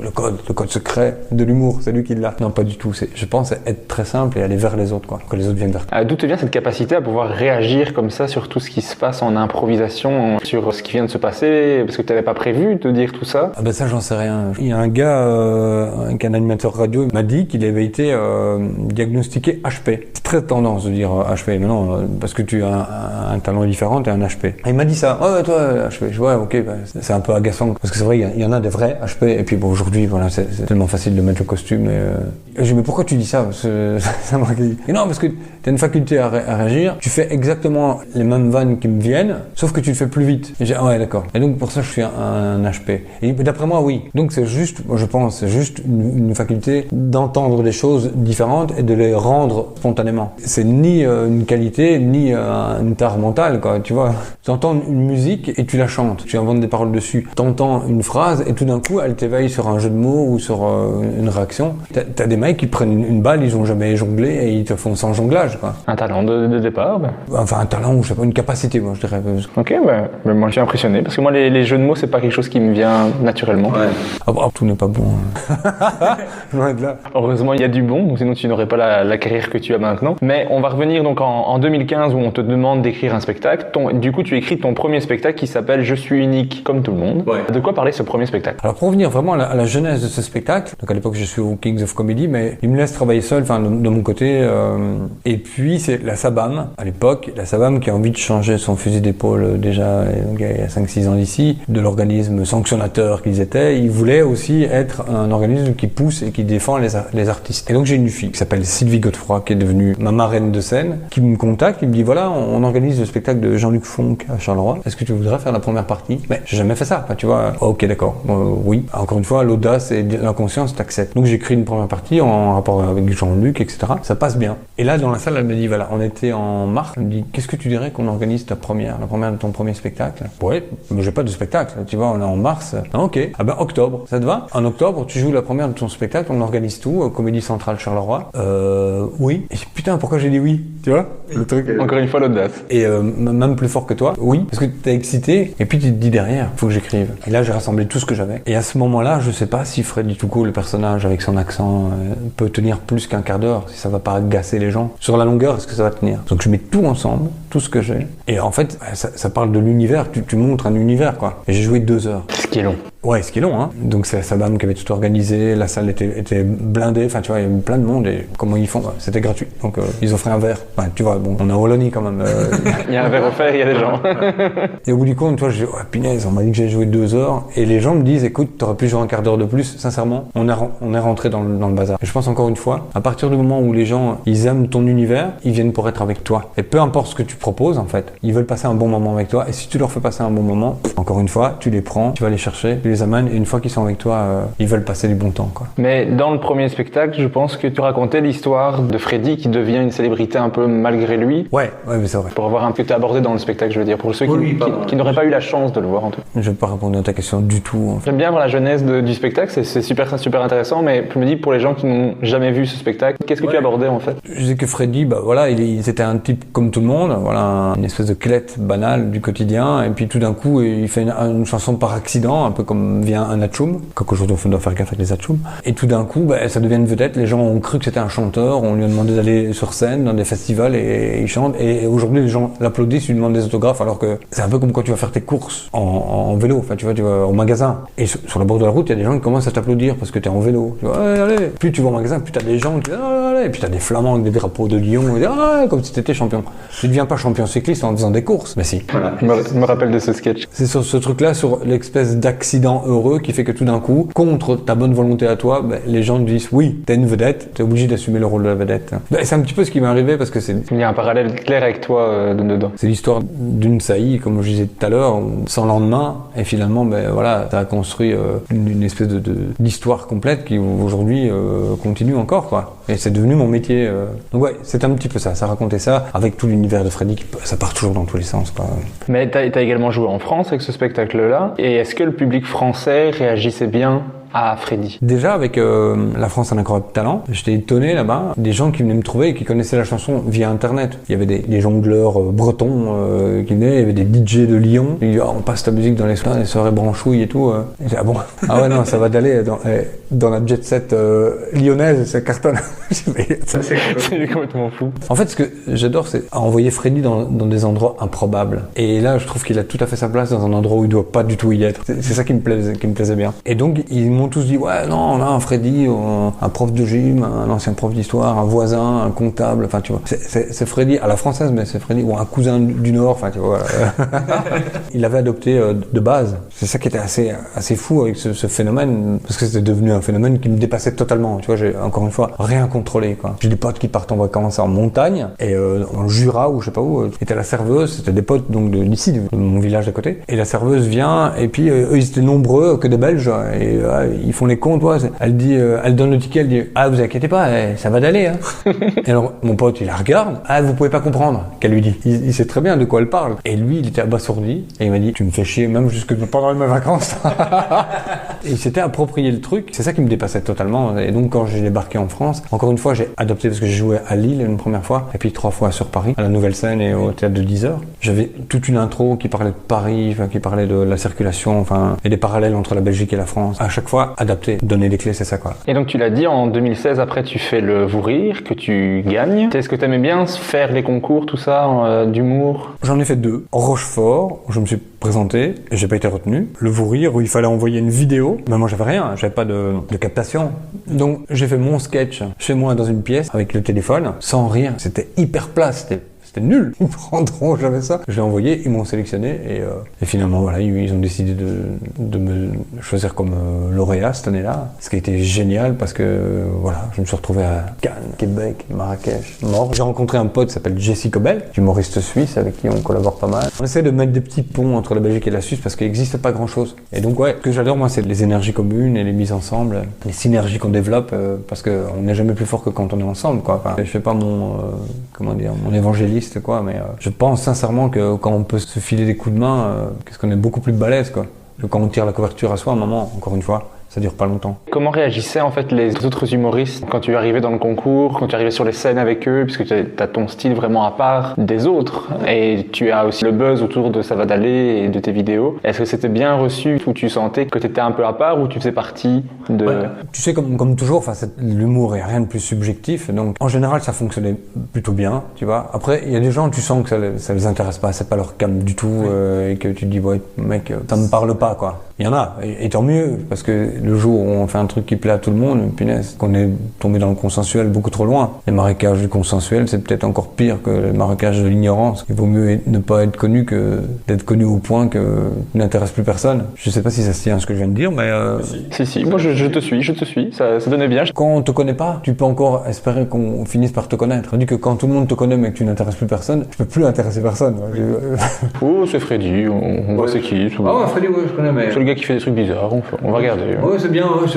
On a tous envie d'être aimés, bien sûr, ça c'est clair. Et on fait... Surtout quand on fait de la scène. Bah ouais, bien sûr. À un moment qu'il y ait des gens qui te disent « j'aime pas du tout ce que tu fais », ben ça motive aussi. Mais moi je crois que je préfère quelqu'un qui me dit « j'aime pas ce que tu fais » et qui me le dit. Je suis d'accord avec les gens qui n'aiment pas. Qu'est-ce que t'aimes pas? Ah, t'aimes pas ça? Ok. Bah, oui, je peux pas changer, c'est moi. Moi j'adore ça sur les réseaux, ouais, mais t'as tout à fait raison. Parce que sur les réseaux, il y en a qui disent « ah, pourquoi tu perds ton temps à répondre à des gens qui te disent « ce que tu fais c'est de la merde ». En public je réponds pas parce que tu sais comme ça va les réseaux, c'est vite du clash pour le clash, quoi. Par contre en privé je dis tiens, ça m'intéresse que tu dises c'est de la merde. Sur quels critères tu te bases? C'est quoi qui te déplaît? Peut-être l'accent. Bah. Et puis un gars qui me dit ouais, moi les personnages à accent, je supporte pas. Ah ouais, donc le problème est chez toi, il est pas chez moi. C'est toi qui as le problème. Il me dit ouais, t'as tout à fait raison. Je dis ok, mais tu connais ce que je fais, non? Ah ben je t'invite à venir voir mon spectacle. Et si après tu dis que c'est de la merde, ok, je te rembourse ta place. Mais si après tu trouves que c'est bien, t'es un rocker, tu fais une chanson sur Freddy To Go. Il a pas été cap. J'aime bien d'aller vers les gens pour savoir. Tu vois, comme tu dis, ceux qui disent qu'ils n'aiment pas, ben ça permet des fois d'aller plus loin parce que si c'est argumenté, si c'est juste ouais, j'aime pas, non, parce que tu fais n'importe quoi. Si derrière il y a rien, bon. Ouais, un commentaire connard, ça n'aide pas à grand chose. Non. Mais au moins t'as un retour. Je crois que c'est quelque chose que j'aime bien, c'est avoir des retours, que ce soit positif ou négatif, mais avoir quelque chose sur lequel travailler, évoluer, que des fois on te dit c'est bien. Et tu fais ok, bon ben c'est bien. Ouais, ça n'avance à rien. T'as fait ton premier spectacle. Après, tu intègres aussi l'émission Le Grand Cactus. Ouais, ça c'est à partir de 2015. 2015 déjà, ok. Ouais, j'avais pas bien les dates précises. Ouais, mais c'est ça, mais c'est la 6e saison, donc ouais. Donc sur maintenant la chaîne Typique. Ouais, qui est devenue Typique, voilà. Comment ça s'est passé? Comment t'as été contacté? Quelle était ta réaction à ce projet qui au départ était un peu fou? Ouais, personne n'y croyait trop au début. Même la chaîne, tu vois, ils étaient sceptiques parce qu'il y avait eu pas mal de tentatives auparavant qui avaient été soldées par des échecs ou en tout cas une non-réussite. Et puis un jour, ouais, Jérôme me téléphone. Je connaissais pas très bien Jérôme. À ce moment-là, on s'était croisés 2 fois dans des spectacles où visiblement lui, il savait ce que je faisais. Et donc il m'appelle un jour pour me demander de réaliser des capsules, d'être une espèce de reporter dans les villages. C'est lui qui me propose de faire ça. Donc d'aller faire le micro-trottoir. On verra bien. Est-ce que ça te botte? Ah ouais, alors il m'explique qu'il veut monter l'émission avec des gens que je connais, d'autres que je connaissais pas du tout. Je connaissais un peu Cody, Dino, Sarah, on se connaissait un petit peu. Puis Bénédicte Philippon, je connaissais pas du tout. Martin, très peu. Et puis l'émission a commencé. Les 3 premières années, on a appris vraiment à se connaître et ce groupe est devenu vraiment une espèce de volcan en fusion qui était assez génial en termes de créativité, etc. Ça a été inattendu le succès parce que je me rappelle d'une phrase de Jérôme qui nous disait voilà, la chaîne nous a dit ok, si vous faites 80 000 spectateurs, c'est viable. Vous descendez à 60 000, on arrête l'émission. Alors vous montez à 100 000, ça c'est bien. Alors 150 000, vous arriverez jamais à 150 000. Ils ont eu raison. La première émission, on a fait 125 et puis on est monté directement à 170. Tu vois, on n'est pas passé par 150. Et puis ça a monté et en fin de 3e saison, il y avait 400 000 spectateurs, ce qui était inouï. Enfin, tu vois, personne n'attendait ça. C'était tellement excitant, quoi, cette période de découverte. Après, bon, tu joues sur une espèce d'acquis. Maintenant, c'est la 6e saison, donc ça devient plus compliqué de conserver les choses. D'autant que les vues en télé s'érodent de plus en plus. Tu vois, les gens vont plus voir en podcast, sur Ovio, etc. Moi, je n'ai jamais regardé l'émission à la télé, par exemple. Je regarde que les extraits vidéo sur YouTube, sur Internet, sur Facebook, mais j'ai jamais regardé l'émission à la télé. Bah, les plus jeunes, enfin, dont tu fais partie, n'ont pas la culture télé. Enfin, moi, je suis un enfant de la télé, mais vraiment, enfin, cette émission porte très bien son nom. Moi, je suis vraiment un enfant de la télé. Vous êtes un enfant plutôt numérique, quoi. Ma télé, moi, je ne l'allume pas ou c'est pour regarder Netflix. Non, c'est clair. Ce modèle-là a vécu. Je ne dis pas qu'il est mort, quoi, parce que je pense que la RTBF, ils font très bien de vivre en plateforme. En fait, Tu vas sur télé, internet, ils le font très bien cette transition numérique parce que je crois que la télé, l'air de rien, elle a encore un pouvoir terrible parce que on l'a vu en termes de visibilité, le fait qu'on participe à cette émission,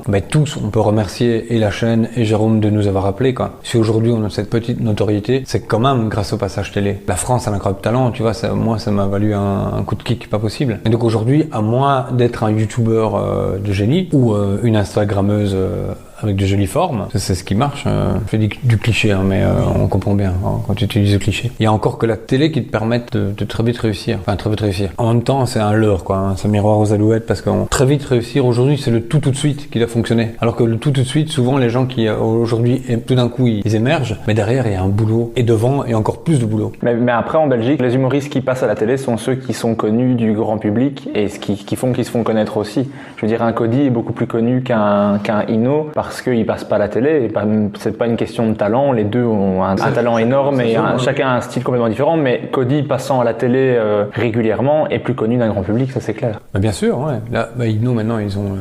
Oui, ils ont Les Anonymes qui est sorti lundi le 12 octobre est sortie la série Les Anonymes que je vous conseille pour ceux qui écouteront, qui est sur Ovio. Tous les épisodes sont disponibles. Ouais, c'est ça. Un épisode qui sort par semaine sur Facebook. Sur Tipeee.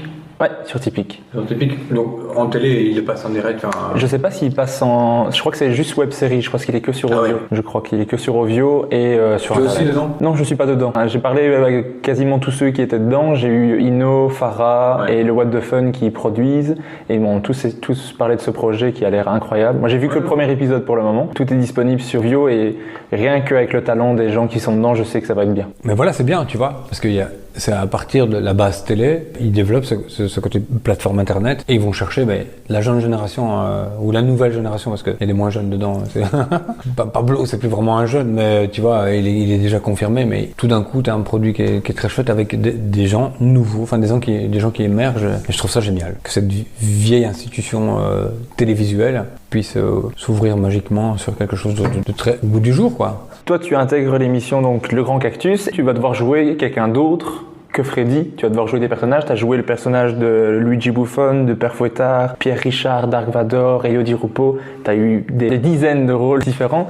Est-ce que tu avais ce stress de ne pas pouvoir être aussi bon dans un autre personnage que dans celui de Freddy ou Bah ouais, Freddy c'était quand même devenu la zone de confort. Donc quand je suis dans mes capsules, dans les micro-terroirs, là je suis en rue avec les gens, je suis sur mon terrain, donc c'est tranquille. Après tout d'un coup on te dit tu vas faire Elio Di Rupo. Bon, déjà il y a une voix à aller chercher. Je suis pas imitateur. Il faut être un minimum crédible, même si on sait bien qu'on n'est pas le vrai. Ou Gigi Buffon, il faut être un minimum crédible. Et puis on te donne du gâteau comme ça, comme Gigi Buffon ou Pierre Richard, c'est vraiment pour moi deux modèles, pour des raisons différentes. Buffon, sportivement parlant et humainement parlant, parce que je trouve c'est un exemple. Un vrai exemple. Et alors Pierre Richard, forcément, là, ouais, ça c'est le maître, quoi. Depuis que je suis gamin, j'adore cette personne. J'ai eu la chance de le rencontrer il y a quelques mois, là, via un pote en commun. Et c'est vraiment une personne aussi belle que l'acteur qu'on connaît, quoi. Cool. Donc interpréter le rôle de Pierre Richard, en effet, c'est flippant. Ou Gigi Buffon parce que t'as pas envie, avec tous mes copains italiens en plus de Brackney, t'as pas envie de les décevoir. C'est pas une moquerie, jamais. Le problème c'est ça. Je veux toujours être dans l'estime, dans le respect de la personne. Même si tu fais rire à son propos, même si tu fais rire à son insu, parfois, c'est jamais dans la moquerie et tout le temps dans la taquinerie ou la banderie sympathique, quoi. Et qu'est-ce que tu préfères faire? Les personnages qui changent à chaque émission ou ton personnage de Freddy auquel tu es attaché et qui est ta zone de confort? Clairement les deux, voire les trois. Moi, tu sais, ça me demande de participer à un drame. Tu vois, j'adorerais ça, de tenter le rôle sérieux, tu vois. Parce qu'à partir du moment où tu goûtes à la scène, tu goûtes à l'écran, t'as le fantasme du cinéma qui vient, t'en as envie. Et puis, tant qu'à faire du cinéma, pourquoi pas espérer jouer un rôle de super-héros. Je suis absolument pas dans le rôle. Enfin, tu vois, c'est totalement contre-emploi. Mais c'est les contre-emplois qui sont excitants à faire. Parce que ce que tu sais faire, ok, fais-le bien. On attend que tu le fasses bien. Normalement, tu devrais le faire bien. Mais là où on t'attend pas du tout, c'est toujours ça qui est le plus excitant. Et au bout du compte, le plus valorisant, quoi. Les gens disent, t'as vu le connard de Togo qui joue Superman? Mais si un producteur de drame ou de super-héros veut faire un Superman avec Freddy to Go, c'est le moment. Un producteur de Singapour, vu qu'à Singapour on est beaucoup écouté, voilà, je suis prêt à jouer Superman. Je peux lâcher mon accent, sans problème. Il peut même faire un autre accent si vous voulez. Il fait l'accent de Singapour. Bien sûr, je peux même mettre un slip rouge au-dessus du costume de Freddy et je suis prêt à tout. Il est prêt à tout. Donc Singapour, c'est le moment, il faut le contacter parce que peut-être que quelqu'un d'autre va le prendre. Singapour, Je suis pour. Même le slogan, tu vois. Dans l'émission, tu as ma rubrique préférée qui est le micro-trottoir. Ouh, t'es gentil, toi. Et c'est ma préférée parce que je trouve ça super spontané. Les gens ont des réactions incroyables. Les gens sont parfois plus drôles que toi parce qu'on ne voit pas venir leurs réponses. C'est tellement honnête. Et moi, c'est un truc que j'adore dans l'humour, c'est ce côté honnête et on prend comme ça vient. Et donc, je trouve ça génial. Mais je voulais savoir. Donc, pour ceux qui connaissent pas l'émission, tu vas partout à travers la Belgique. T'es allé dans tous les villages de Belgique, je pense. En Wallonie surtout. T'as d'ailleurs une chanson incroyable avec les noms de villages de Wallonie que je vous conseille vivement. Tu viens à travers la Belgique pour poser des questions aux gens. Oui. Est-ce que c'est quelque chose que tu aimes faire, cette rubrique? On approche des 100 émissions là. Okay. On est 98 par là. Donc la capsule a évolué de saison en saison et même de mois en mois parce qu'à chaque fois on a... Tu vois, on a peaufiné le truc, on a rajouté des choses dedans. Au départ, il n'y avait pas de générique, puis on a rajouté un générique. Et puis, au départ, c'était juste faire parler les gens. La toute première, moi, je ne savais pas où j'allais, quoi. Encore une fois, bah, tu y vas, tu es à l'aventure. Et finalement, tu as un style qui se tricote petit à petit, avec les fils que tu mets dedans. Et en effet, comme tu disais tout à l'heure, elle est fort dépendante de la réaction des gens, du public. Et quelque part, tu dis que c'est honnête, mais je suis malhonnête parce que je devrais partager mon cachet avec eux, parce que c'est eux qui font rire. Mais parfois, il arrive où bah, tu tombes dans un village où peut-être les gens ne sont pas dans le mood où ça les inspire pas, tu vois, ou toi-même tes questions sont pas top, et donc des fois il faut combiner. Et heureusement on peut se permettre de faire des blagues sur une statue de la ville, sur un bâtiment, sur un nom de rue, où le montage permet avec la dynamique, le jump cut, de couper très court et donner une dynamique qui fait qu'au bout du compte ça passe. Mais il y a des fois où tu le sens moins bien, tu reviens, tu te dis oh, après le tournage je dis qu'est-ce qu'on va faire avec ça. Mais c'est ça qui est excitant aussi, c'est de pouvoir en montage finalement réaliser un produit qui passe professionnellement. C'est ce qu'on me demande dans le contrat, c'est de fournir 3 minutes de séquences minimum drôles, quoi. Et puis il y a des fois des moments magiques vraiment parce que les gens sont formidables, tu tombes sur des personnages fantastiques. Avec certains on a parfois gardé contact et souvent tu es surpris par l'intelligence des personnes sur qui tu tombes, quoi. C'est ça, méfiez-vous des apparences, tu vois, ne jamais se fier à la première apparence que la personne peut te donner parce que souvent les gars accoudés au bar qui ont l'air complètement paumés, tu leur poses une question et là tu vois dans l'œil il y a une vraie intelligence qui brille, quoi. Et ça c'est des belles rencontres. Et est-ce que tu as toujours eu des réactions que amicales ou tu as déjà eu des réactions moins amicales, des gens qui voulaient vraiment pas te répondre? En 6 saisons maintenant, rarement on a eu des réactions négatives. On en a eu. La plupart du temps, les gens te disent non, ça m'intéresse pas, de manière un peu froide. Alors dans ce cas-là, bonne journée, on vous ennuie pas. Et puis, je veux dire, 2 fois, c'est arrivé où c'était un petit peu plus virulent, dont une fois. Mais enfin, et encore, je vais t'expliquer ça, tu vas voir, c'est pas bien grave, quoi. Je rentre dans un bar et je demande au patron si on peut filmer. Il me dit ouais, sans problème, un grand costaud, quoi, un petit peu, ouais, vraiment un balèze, une armoire à glace. Et au bar, et je demande, on va filmer ici, quelqu'un, ça dérange? Un gars, personne de 65 ans, peut-être rablé comme ça, avec un visage noir, dur comme ça. Il me dit ouais non, moi je veux pas. Ok, mais très bien. Alors je dis à mon caméraman, arrange-toi pour ne pas filmer monsieur. Non, il s'arrange pas, il me filme pas. Oui, c'est ce que je lui dis, donc on va pas vous embêter. Oh mais tu m'embêtes pas, c'est pas toi qui vas m'embêter. Bah tu vois, la discussion part là-dessus, qui fait que le patron lui dit bon, Gérard, calme un petit peu. Il dit quoi, qu'est-ce qu'il y a? Attention, moi je m'en fous, je bois mon verre et je fous le camp. Alors je regarde le patron, bah désolé, je voulais pas. Non, c'est pas vous. Tu vois, il commence à engueuler le gars un peu. Une gars se lève. Bon, il avait 2 têtes en moins que moi. Je suis devant la porte, il me dit tire-toi ou je te fais une tête en oui, tu vois. Et j'ouvre la porte. Je dis bonne journée, tu vois. C'est la seule fois où il y a eu acte de violence. Enfin, t'imagines jusqu'où ça va. Sinon, en général, les gens sont tellement d'une bienveillance, surtout très complices, quoi.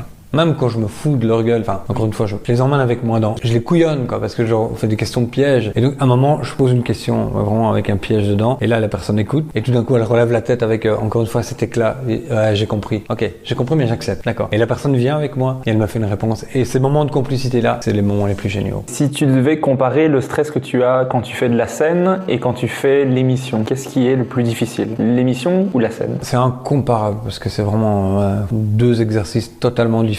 Ce qui est comparable, c'est que tu sais jamais sur quel public tu vas tomber. C'est-à-dire que quand tu t'avances vers une personne, bah, tu sais pas comment elle va réagir, tu sais pas qui elle est, tu sais pas. Tu peux tomber sur un psychopathe, tu peux tomber sur quelqu'un qui déteste ce que tu fais, ce que tu représentes, même des gens tout à fait sains, tu vois. Mais ça risque d'être un très mauvais moment. Sur scène, par contre, moi je suis un traqueur, quoi. Donc avant de monter sur scène, j'ai tellement envie de bien faire, tu vois, que tu te dis, même quand tu as un spectacle confirmé ou un sketch qui fonctionne, tu peux être toi à côté de tes pompes, d'être dans un mauvais rythme, d'une énergie qui fonctionne pas ou être pas bon. On dit toujours mauvais public. Et souvent, le mauvais public, c'est toi qui vas le chercher ou pas, quoi. Et donc, ça se passe avant de jouer. Quand tu joues, c'est le quart d'heure qui te précède. Et en principe, quand tu montes sur scène, quand ça commence à fonctionner, là, tu oublies tout et t'es le gamin dans le jardin d'enfants. Quand les gens sont avec toi dans ton spectacle, ça devient tellement jouissif que en télé, chaque rencontre est un nouveau track, quoi. Tu vois, il y a des comparaisons, mais c'est incomparable. Il y a des comparaisons, mais c'est incomparable. On reste toujours sur le paradoxe, toujours.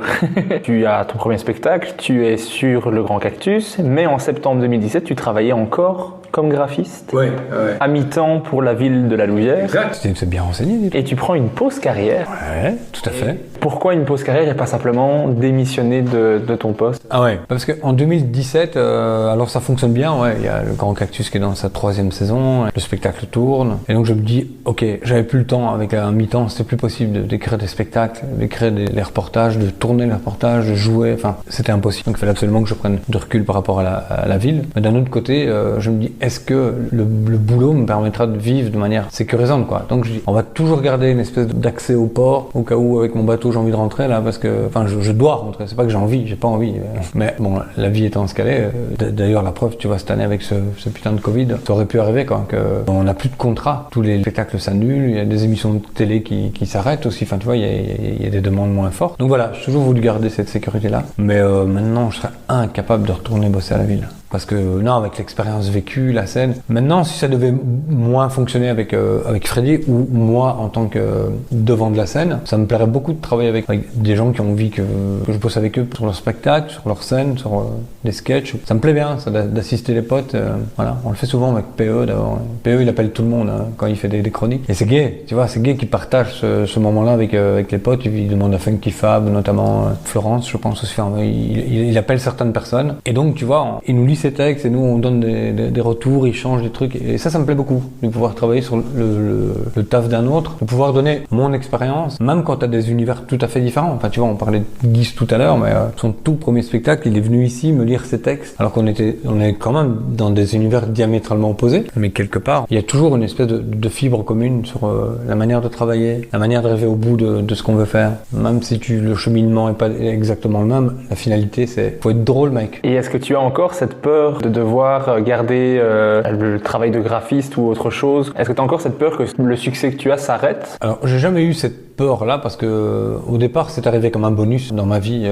J'étais graphiste et donc moi, je pensais terminer comme un bon fonctionnaire de la ville de la Louvière ma carrière jusqu'à la pension. Et puis donc, tout cet accident heureux est arrivé, ce qui fait que ça a bousculé ma vie. Et aujourd'hui, comme je t'ai dit, là, si jamais on voulait plus de moi, de ma tête sur les premiers plans, mais ça m'intéresserait vraiment de travailler sur la production de spectacles ou d'écriture, de mise en scène, ce genre de choses. Donc ça ne m'effraie pas parce que j'essaierai de rebondir dans le milieu, quoi. Parce que j'ai l'impression d'avoir des choses à faire encore. C'est pas fini, quoi. S'il y a des gens de la ville de la Louvière qui nous écoutent, ils ne doivent pas t'attendre, quoi. Non. Par contre, alors j'ai le droit à cette pause carrière de la reporter pendant 6 ans. Donc c'est en 2023, je dis, mec, est-ce que tu reviens ou tu reviens plus jamais? Parce qu'il faut libérer la place. Donc jusqu'à 2023, j'ai encore occasion, mais je pense pas que je vais retourner à moins d'une catastrophe. Imagine que l'année prochaine, tous les gouvernements soient d'extrême droite et on interdit de rire. Ça peut arriver. Et pendant 15 ans, on peut plus rire. On peut plus faire de spectacle de rire, plus de chroniques de gauche à la radio, parce que c'est que des humoristes de gauche. C'est bien, on est tous de gauche, nous les humoristes, c'est comme ça. Donc, et que c'est l'extrême droite qui gagne partout dans le monde. Et si ça dure 15 ans, tu vois, moi dans 15 ans, je pourrais plus faire de la scène. Donc je dis, je retournerai faire graphiste. Bon, espérons que ça ne se passe pas comme ça. Je préférais l'option succès à Singapour, c'était plus joyeux. Plus Singapour que... Je suis plus Singapour qu'extrême droite. Oui, on va choisir Singapour. Je pense qu'on ira plutôt à Singapour alors. On fait ça? Super bien à Singapour. On se dit, si jamais l'extrême droite dirige la Belgique, on part à Singapour. Ça marche. Vous venez avec nous, hein. Tout le monde nous suit. Tout le monde suit, tous les humoristes de gauche. Oui, voilà. C'est-à-dire la planète entière. Ensuite, tu as monté ton deuxième spectacle, qui s'appelle 2 pour le prix d'un. De quoi parle ce deuxième spectacle? Quelle est la différence avec le premier? Alors dans le premier, c'est vrai que Freddy, c'était le gars qui est arrivé à devenir un artiste contre malgré lui. Et dans le deuxième, il est totalement assumé puisque maintenant il est un artiste révélé. Et donc il commence à avoir des problèmes de luxe, des soucis de diva, c'est-à-dire qui suis-je, où vais-je, très philosophique. Et donc c'est Freddy qui se pose des questions sur qui il est, l'image qu'il représente, tu vois, parce que 2 pour le prix d'un. Et ça en a fait très concret. Les gens assistent à 2 spectacles pour le prix d'un ce soir-là, à chaque fois. Chaque fois qu'ils viennent voir, il y a 2 spectacles. Promis, c'est pas une blague. Mais aussi, ça veut dire, tu vois, sur la quête philosophique, qui suis vraiment de l'image que je donne de moi et celui que je suis vraiment. Donc, c'est très philosophique. Ça fait peur comme ça, tu vois. Et tu te demandes comment tu vas arriver à faire rire, mais en même temps c'est Freddy qui est sur scène. Et c'est Freddy qui fait de la philo ou de la psycho-analyse, quoi. Et donc voilà, elle analyse le rapport entre l'un et l'autre, vous et moi, quoi. Ça parle de ça. Mais on s'amuse bien. Donc c'est l'essentiel parce que je peux pas dévoiler ici en fait l'essence du spectacle parce que c'est toujours gênant quand tu dois dire un pitch parce qu'il y a des choses que tu as envie de dire et des choses que tu peux pas dévoiler. Bon, même si c'est pas c'est bon. On n'est pas sur une série Netflix, quoi, mais ce spectacle, je l'ai écrit, parce que moi-même, j'avais un petit souci, tu vois, sur punaise, c'est quoi, l'image de Freddy, tout ça. Je me disais, ça va intéresser qui? Si je veux faire de l'ego trip, alors je fais du rap, tu vois, je fais pas de la scène. Et là, je me mets tous les rappeurs sur le dos, là. T'as beaucoup de rappeurs à Singapour qui écoutent? Ah ouais, mais c'est énorme. Il y a personne à Singapour qui n'écoute pas, en fait. T'es obligé par le gouvernement. D'ailleurs, ils arrivent au travail, on leur fait, vous avez écouté l'épisode? Oui, vous pouvez y aller. Ah, super. Enfin, tant pis, bon, mais finalement, il faudrait que je trouve autre chose que Singapour. Donc, ça va intéresser qui, mes problèmes perso, tu vois. Et c'est pour ça que je suis parti sur un autre point de vue qui était, ok, on est tous l'autre de l'autre, donc on est tous l'un et l'autre en même temps. Et là, c'est devenu intéressant, ça intéresse tout le monde. Et donc voilà, je suis parti sur cette analyse-là, très psycho-philosophique à la Freddy. C'est une quête philosophique. 2 pour le prix d'un. Une grosse quête, hein. Une grosse quête. Il faudra aller voir le spectacle pour comprendre c'est quoi cette grosse quête. Ouais, j'espère. Mais comment s'est passée la première de ce deuxième spectacle? Alors c'était hallucinant encore une fois en termes d'audace et d'inconscience. Je trouvais le centre culturel de la Louvière, je me dis tiens ça fait des années qu'on collabore ensemble mais finalement vous ne m'avez jamais programmé, moi mon spectacle le premier il ne l'avait jamais programmé au centre culturel. Et puis à la Louvière, là, ça fait 3 ans maintenant qu'ils ont ouvert le nouveau théâtre, enfin l'ancien théâtre qu'ils ont rénové pendant 10 ans. C'est à 900 places. Il est fantastique au niveau acoustique, au niveau équipement, au niveau des sièges, enfin tout. Il est magnifique ce lieu. Je discute avec le centre culturel, il me dit bon, ok, ça va. Ouais. C'est dans l'écriture de ton nouveau spectacle, donc j'avais pas encore mon nouveau spectacle. Tu l'écris et hop, même chose. En octobre, tu joues la première. Dans le 900 places. Encore une fois, je ne me rends pas compte, j'accepte quoi. Sauf que faire une première devant 900 personnes, si ça marche, c'est génial. Mais si tu te plantes, il y a 1000 personnes qui savent que c'est mauvais ton spectacle. J'ai une petite sueur froide en pensant à ça moi quand même. Ouais, franchement. On avait le théâtre 2 jours avant avec mon régisseur qui s'occupe de la lumière et le son. Et donc t'arrives là dans cette salle immense de 900 places et cette scène immense qui peut accueillir les orchestres philharmoniques. Donc tu as 25 mètres de fond et 40 mètres d'ouverture. Enfin, j'exagère peut-être, mais c'est comme ça. C'est immense. Et puis, on baisse les pendrillons, tout ça, et on met mon décor qui est un tapis à miroir, plein milieu. C'est punaise, comme c'est art contemporain. Et ça me plaît bien parce que tu vois, Freddy, tellement pas art contemporain. Et là, tout d'un coup, c'est le truc. Et la veille, j'ai encore écrit 2 pages de texte, la veille de jouer, quoi. Quel risque, enfin, c'est long. Et heureusement, alors, peut-être aussi parce que je suis chez moi, je suis à la Louvière, c'est un double sens, c'est une double lame. Soit c'est génial parce que les gens te connaissent, ils sont avec toi, et d'emblée, tu n'as pas besoin de donner les clés, tu vois, ils ont les codes. Ou soit ils te connaissent tellement qu'ils sont plus exigeants encore. Ils sont peut-être déçus si c'est pas à la hauteur de leurs attentes. Là, il y avait un peu des deux dans la salle, et visiblement, au bout du compte, tout le monde avait l'air très satisfait du travail, ça s'est très bien passé. Et j'ai eu des retours très très constructifs. À la fois sur des choses qui fonctionnaient pas, qui fonctionnaient moins, des trucs à revoir. Mais sur l'ensemble, les gens disent ok, le boulot est chouette, quoi. Donc ça c'est motivant, tu vois, mais heureusement, 900 personnes quoi devant. Est-ce que c'était ta meilleure scène? De manière émotive, ouais. De manière affective, c'est incroyable, quoi. C'est au bord de chialer quand ça se termine parce que tu donnes tellement, tu vois, c'est presque physique. Tu vois, c'est ton corps, quoi. Tout d'un coup, le théâtre devient ton corps. Et si ça se passe mal, c'est ton corps que tu blesses. Et là, tu as un soulagement. Après, j'ai bossé avec mon pote Giovanni Orlandi, la mise en scène, et qui a donné pas mal aussi, qui a donné beaucoup sur le travail. Giovanni, c'est avec lui que j'ai commencé à faire du théâtre. Tu vois, le théâtre action, le Bonjour chez vous. Okay. C'est lui qui était comédien animateur, qui a fait la mise en scène.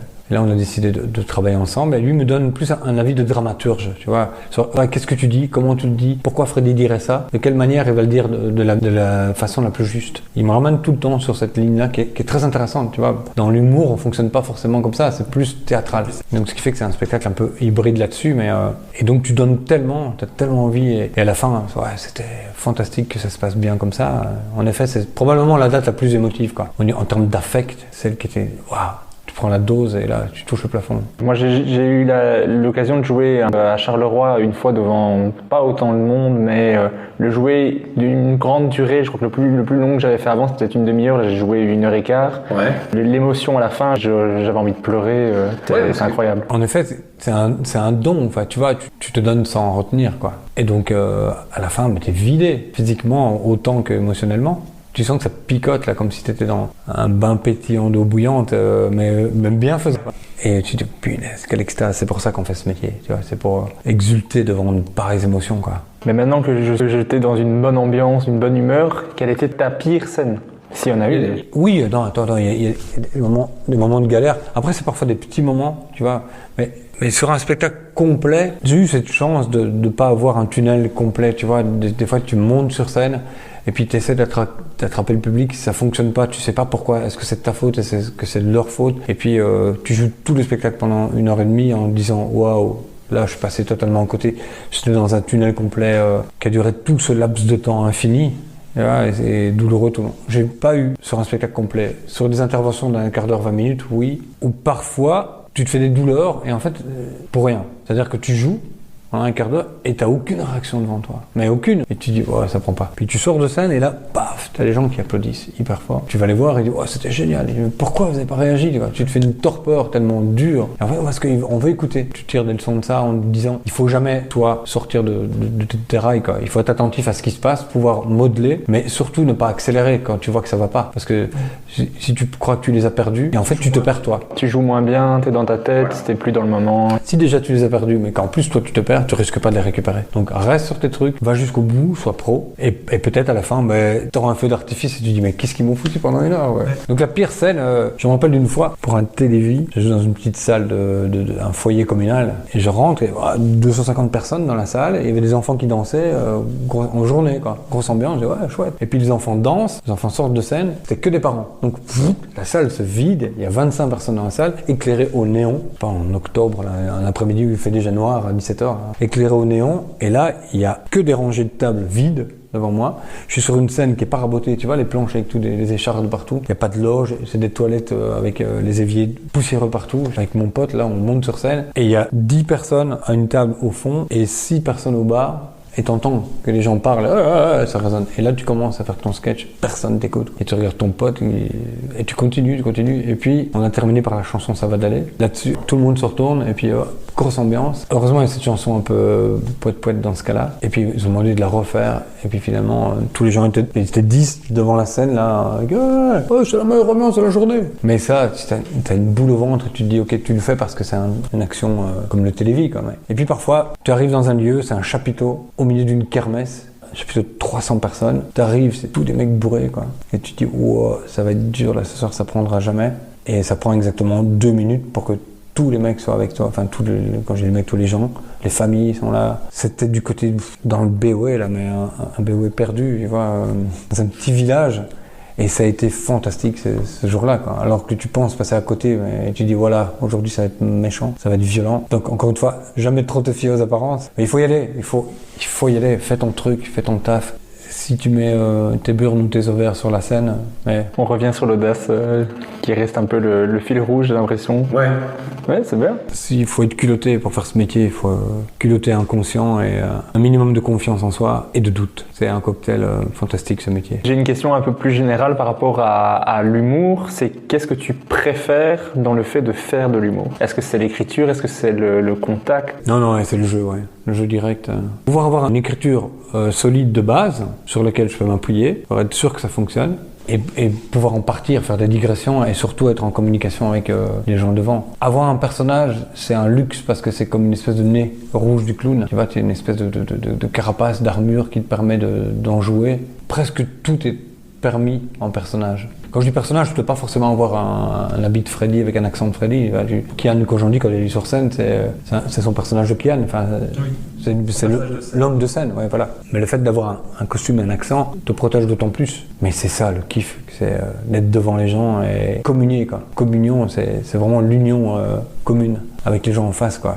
Cette complicité de balancer le truc, de recevoir des rires, quelqu'un qui te fait une réplique, de lui renvoyer une rétorque, même si c'est un clash que tu l'envoies au visage et que le type te renvoie un éclat de rire parce que tu l'as clashé, ça c'est complice. Voilà, c'est cette complicité-là qui est le gros kiff dans le métier. Qu'est-ce que tu aimes le moins dans le métier? La promo. La promo, ça je sais pas faire.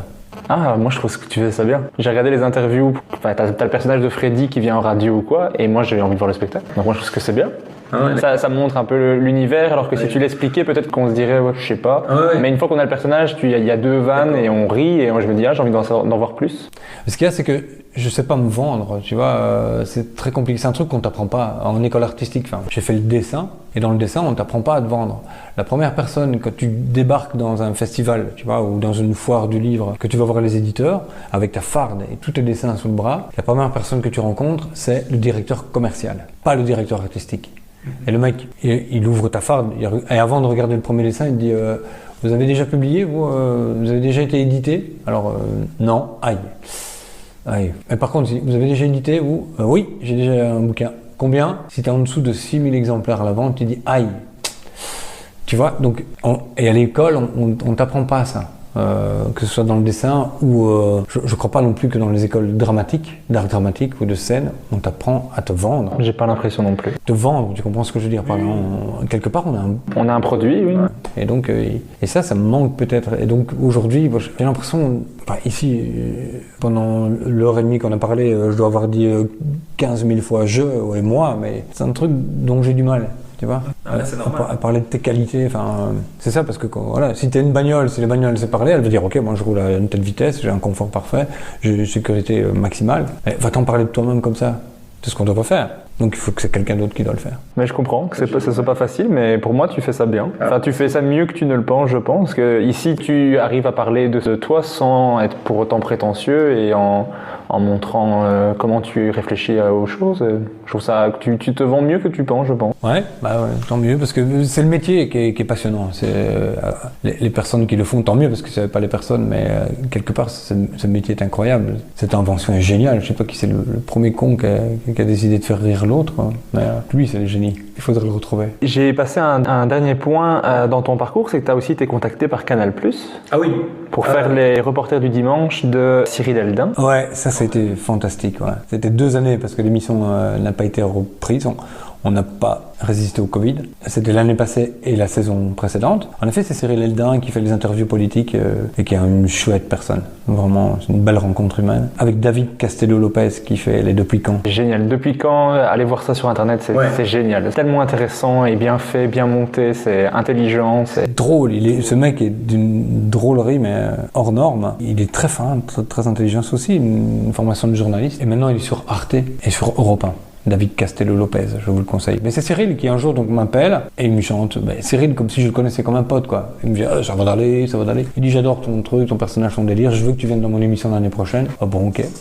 Donc on se voit au mois d'août. La première fois on s'était jamais rencontré de notre vie avec David. Cyril et moi on mange une pizza et tout de suite ça a matché. Et puis on est parti sur ce délire. On savait pas non plus où on allait. On a quand même fait 2 saisons sur Canal. C'est pas mal parce que en général les projets durent 1 an. Là malheureusement ça n'a pas été reporté mais ouais ça a été une superbe aventure. Ouais, vraiment. J'ai kiffé. Dommage, ça n'a pas continué. Il y aura sûrement d'autres projets qui vont s'ajouter. Et d'ailleurs, je voulais te demander, comme toute dernière question avant de passer à l'interview name dropping, c'est qu'est-ce qu'on peut te souhaiter pour la suite de ta carrière, à part Singapour? Oui, mais Singapour, ça, pas un souhait, c'est un fait, ça va venir. Oui, c'est acté, déjà, le contrat est en train d'être tapé en ce moment. Je dis ça, mais normalement, je devais aller jouer à Singapour. Il y a le comptoir commercial belge là-bas, qui à l'époque de Ça va d'aller m'avait demandé de venir chanter Ça va d'aller pour eux, là-bas. Oui, mais il y a aussi une version K-pop de Ça va d'aller. Il fallait que je t'en parle, ça aussi. À l'époque de Gangnam Style, de Psy, on délire sur le fait qu'il faudrait qu'on fasse une version flamande, une version italienne, une version anglaise de Ça va d'aller. Et Gilles Morin, qui est producteur de Kings, il me dit ben non, on devrait faire une version K-pop vu que ça a marché du nord-coréen vers l'Europe et vers l'Occident. Pourquoi ça marcherait pas dans l'autre sens? Un Européen qui fait un truc en K-pop et ça va marcher en Corée. Ça a foiré totalement pour une question de rendez-vous manqué et tout ça, mais la chanson ça a été un moment assez gouléant à faire. Franchement, c'était terrible. Et le clip est génial. Une boîte de post-prod de Mons qui a fait ça. Ils ont fait toute la post-prod dans le sens Just Dance, comme un jeu vidéo. Si c'est des gars de Mons, c'est bien. Mons, c'est très bien. Mons, c'est le top. Je me rappelle plus comment il s'appelle, mais c'est très chouette. Ils Ils organisent le Pixel Festival. Je sais pas si ça me dit quelque chose. Ça me dit quelque chose, mais... Un truc numérique, enfin voilà. Me souhaiter, ouais, on en est encore là. En fait. Me souhaiter. Tout à l'heure, je t'en ai parlé. L'expérience cinéma, j'ai au moins envie de goûter à ça. Tu vois, ne fût-ce que je l'ai fait. J'ai déjà participé au dernier film de Yann Bucois. C'est une espèce d'iconoclaste, hein. L'entarteur. Tu vois qui c'est, le gloupier là, celui qui a entarté tout le monde en Belgique à un moment. Noël Godin. Et Yann Bucois, c'est des deux espèces de punk, mais des punks intelligents, enfin, des gens sensibles et doux. C'est vraiment des doux clandestins, quoi, tu vois, de l'épopée artistique. Et Yann Bucois, il fait des films totalement improbables sur la belgitude, mais profonde. Il a fait Camping Cosmos, la vie sexuelle des Belges. Et il a créé le musée du slip. Tu vois le genre de délire. Et donc ici, il m'a demandé par 2 fois d'intervenir dans son film. Et donc j'ai fait, mais avec une joie immense. C'est du cinéma clandestin.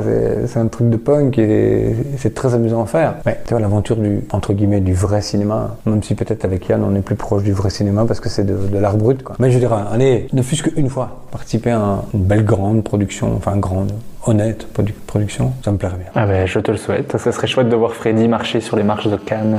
Ouais, t'imagines. Quand on a fait la chanson de K-pop, on imaginait, parce qu'on avait un contact avec un DJ belge qui était à Séoul, qui bossait pour la télévision coréenne, donc il avait tout un carnet d'adresses, et on l'a loupé pour X raisons. Au moment où on veut le contacter, il était revenu en Europe. Et j'imaginais tout à fait cette scène-là, et je débarque à la télé coréenne, tu vois.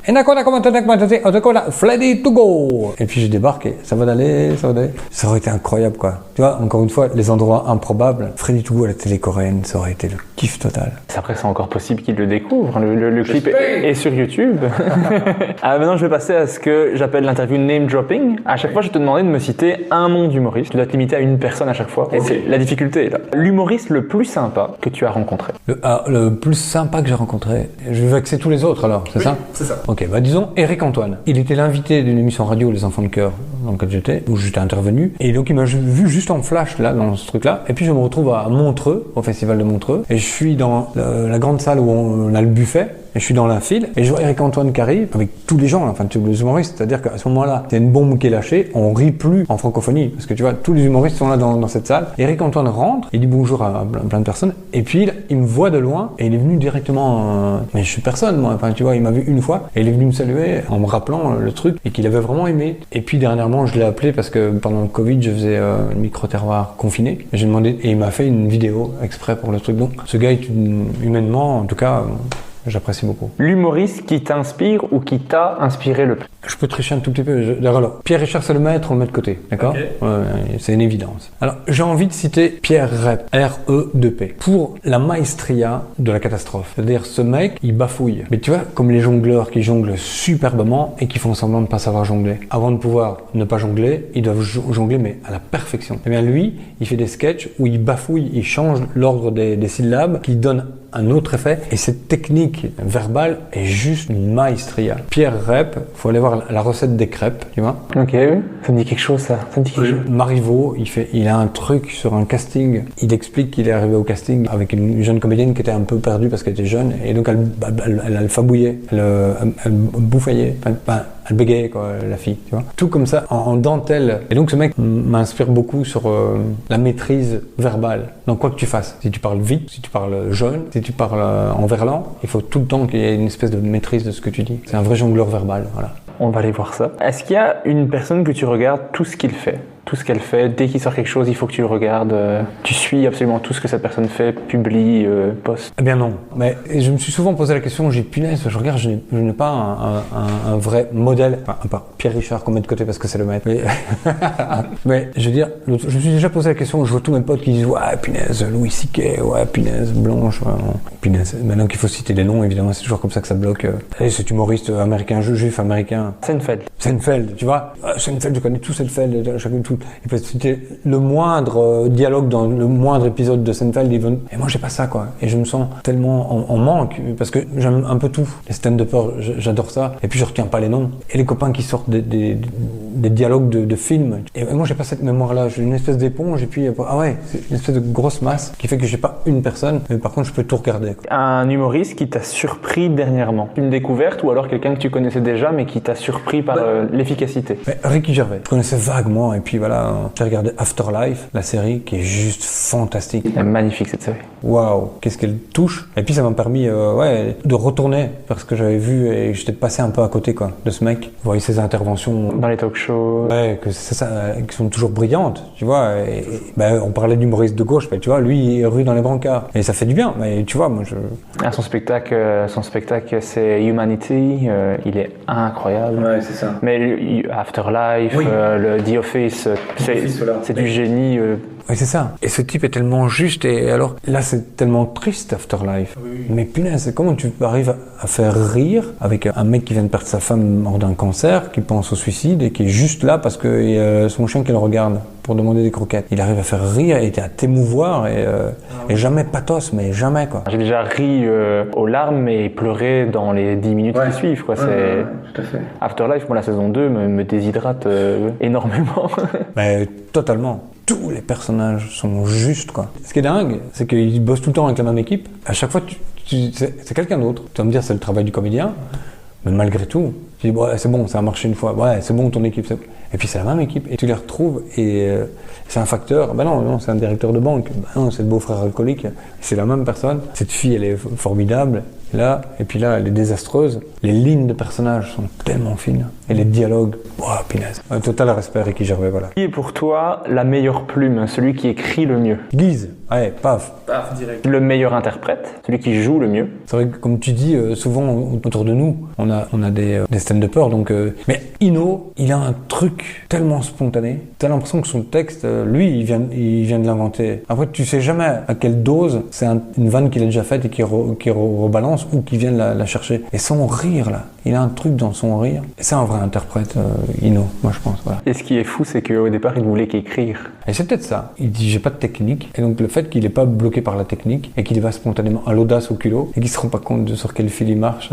Si au départ, il avait peur du fil. Et là, maintenant qu'il est monté dessus, il dit, ça va. Jusque-là, ça va. Il continue, il avance. Ça va. Plus il avance, plus sa technique, elle est géniale, quoi. Mais je vous invite à écouter l'épisode de Ino, un des artistes en Belgique que je préfère. Moi, je sais pas si c'est mon préféré parce que j'ai du mal à mettre les autres de côté, mais il m'éclate. Je connais ses blagues par cœur et je ris encore. Ouais. C'est toujours difficile de retirer un nom. Ce que tu me fais faire là, c'est vraiment atroce, quoi. Ah oui, mais c'est pour ça que je le fais faire aux autres et pas à moi. Ouais, t'es malin, toi. Est-ce qu'il y a un spectacle que tu recommanderais à tout le monde? Pulsion de Kian Kojandi.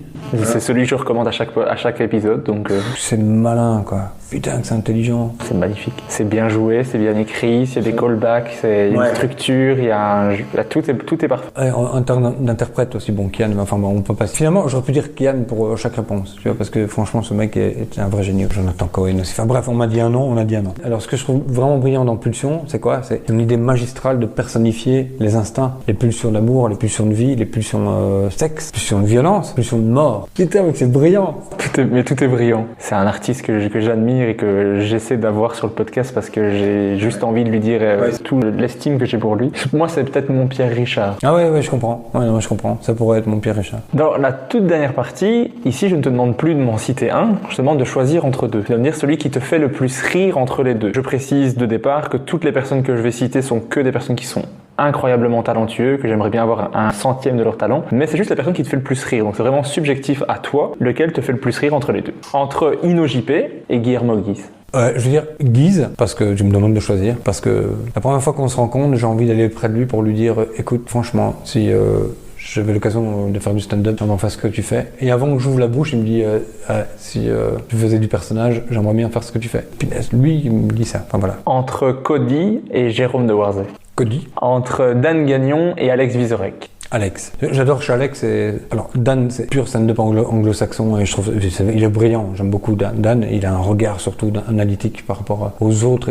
Il est capable en une minute de t'analyser ta structure et ton mécanisme de rire. Je trouve ça fabuleux. Alex, il a une dentelle artistique, une subtilité qui me touche vraiment. Voilà. À la fois dans son premier spectacle sur l'art contemporain et ici sur la mort, c'est brillant, quoi. C'est intelligent. Moi, je vais prendre Dan Gagnon. Comme je l'ai eu dans le podcast aussi, je vous invite à l'écouter. Et il a son propre podcast qui est vraiment génial, qui parle de plein de choses très intéressantes. Il parle de tous les sujets possibles, de tout ce qui passe par sa tête et c'est très très bien fait. Oui, il est très bon, Dan. Moi, j'aime beaucoup son Dan Late Show, qui a pas bien fonctionné. Je comprends pas. J'aurais aimé que ça dure encore des années. Je trouve ça très malin. C'est quelque chose qui me manque, je trouve. Entre Manon Le Pomme et Sarah Grosjean. Oh, alors, Qui fait rire le plus? Je veux dire, Sarah, parce que il faut lui donner confiance, tu vois, il faut qu'elle prenne confiance. Elle a vraiment un côté drôle à la Marina Foïs, à Alison Wheeler, tu vois. Elle a vraiment quelque chose de ces filles-là. Et Manon, elle trace, quoi. Manon, c'est... Ouais, c'est la nouvelle Annie Cordy. Entre Pierre Richard et Coluche. Il y a quand même une réflexion qui s'installe. Je pensais que la réponse allait fuser. Non. Pierre Richard, on ne touche pas, c'est le maître. Donc je veux dire Coluche, tu vois, parce que c'est Coluche me fait le plus rire. Pourquoi ce choix? Ouais. Alors, Pierre Richard, il est aussi capable d'énormément d'émotions dans son rire. Coluche, il est capable de faire Ciao Pantin, de toucher très fort, très durement, très noirement parlant. Alors Coluche, ça a été sur scène, celui qui m'a fait le plus rire depuis toujours. Pierre Richard, il m'émeut tout le temps. Entre James Dino et Martin Charlier. Je dirais Dino, parce qu'il est instable et ça le rend rare. Tu sais pas s'il va continuer. Demain, il va te dire j'arrête, quoi. Ce mec, il a une présence. Encore une fois, un interprète incroyable. Il est crédible surtout, et même quand il joue les durs, il est drôle, quoi. Il est capable de jouer le couillon, le crétin, l'imbécile. Alors Martin, c'est une marionnette, c'est un fil fou, quoi. Lui, c'est un gamin. Et donc, un gamin, il t'amuse tout le temps. Mais je dirais que Dino, plus surprenant. Martin, c'est normal. C'est un comique, Martin. Entre David Castello-Lopez et Cyril Eldin. Je dirais David. David, parce que Cyril, il a plus rien à prouver. Puis j'ai été le voir dans un spectacle où il joue au Michel Rocard face à Mitterrand. Punaise, quoi. C'est un vrai comédien, hein, le salopard. Ouais. Il est pas que fanfaron, trublion. C'est vraiment puissance d'acteur, quoi. Et Castello, non, il est fou, ce type est fou. Il est drôle, mais tout le temps. Tu vois, même ses fringues sont drôles. Entre Ricky Gervais et Blanche Gardin. Je dirais Ricky Gervais, hein, on peut pas faire fromage. Ricky Gervais, pourquoi? Parce que Blanche, elle démarre, finalement. C'est le tout début pour elle. Et punaise, quel démarrage, quoi. Elle est déjà au sommet en démarrant. Et donc, t'imagines, dans 10 ans, tu vas m'en reparler, je choisirais Blanche. Pour l'instant, là, Ricky est au-dessus. Entre Pablo Andrés et Étienne Cerc. C'est drôle. Les associations sont des fois juste deux noms qui viennent, je les note. Ouais, d'accord. Je dirais Pablo. La question est toujours lequel des deux me fait le plus rire. Voilà. Parce qu'ils ont absolument pas le même registre. Pablo, c'est l'humour pur. Il est à fond dans tout ce qu'il fait. Étienne, il est pas que dans l'humour. Donc sur une dose de spectacle, je vais certainement rire plus souvent avec Pablo qu'avec Étienne, mais Étienne me fait rire. Toute dernière question du podcast. C'est d'ailleurs une question que j'ai piquée à Dan Gagnon dans le podcast qu'il avait avant, Dan Gagnon gratuitement. Ouais. Il demandait à son invité à chaque fois qui on devrait inviter dans le prochain épisode. Ah ouais, mais il y a des gens qui viendront pas. Merci. Non, parce qu'ils habitent un peu loin.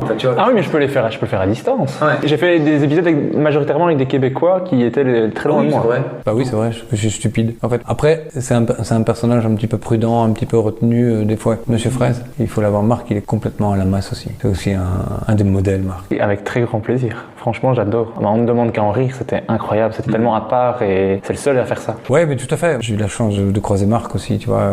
On est devenus très copains, là. Enfin, on se connaissait pas. Et puis, moi, j'ai tenté aussi, on me demande qu'en rire. Je me suis viandé, mais méchamment. Ça, tu vois, c'est pas dans mon CV. Ouais, mais de toute façon, j'ai fait qu'un passage. Et j'étais pas en Freddy, c'était juste avant Freddy. Et j'ai tenté l'humour absurde, tu vois, un texte absurde. Et je me suis viandé, mais totalement. J'étais totalement en panique. Tu vois, tu montes sur scène, t'as l'ambiance, le générique, les applaudissements, un Ruquier qui dit, maintenant, suivant. J'arrive là, puis, allez, 3 minutes. Et là, pris de panique totale. Tu vois, la biche dans les phares du camion, là. Je voyais le tunnel avec au bout des 3 minutes, la lumière. Faut que j'arrive. Et j'ai tracé avec un texte sur l'absurde. Il faut absolument que tu poses les trucs. Et c'est là que Métayer m'a dit, t'es arrivé avec ton train. Nous, on était sur le quai. On voulait monter avec toi. Et toi, t'es parti tout seul. Nous, on t'a regardé partir. Et c'est là que j'ai croisé Marc Fraise. Et on a vraiment sympathisé tout de suite. Et après, je vais parler de Freddy qui existait à peine, quoi. Pas eu l'idée d'aller avec Freddy, j'aurais dû. Enfin bref. Ça serait un bon invité qui aurait beaucoup de choses intéressantes à raconter, j'en suis sûr. Je te donnerai son mail. Ah, bah, avec grand plaisir. Merci beaucoup, en tout cas, d'avoir accepté de faire l'épisode, d'avoir parlé avec moi. Tu vas avoir du boulot, quoi, là, à faire un montage. Pas de souci, j'adore ça. J'ai jamais l'impression que ça va intéresser qui, par ma mère, mais qui a pas internet. Je lui ferai une copie CD. Oui. Une cassette, t'as pas des cassettes? Oui. Qui va fort, hein, parce que elle entend plus bien. Oui. Je veux bien monter le son. Ah, c'est gentil. Pour elle. D'accord. Merci encore, merci beaucoup. C'était super sympa. Merci.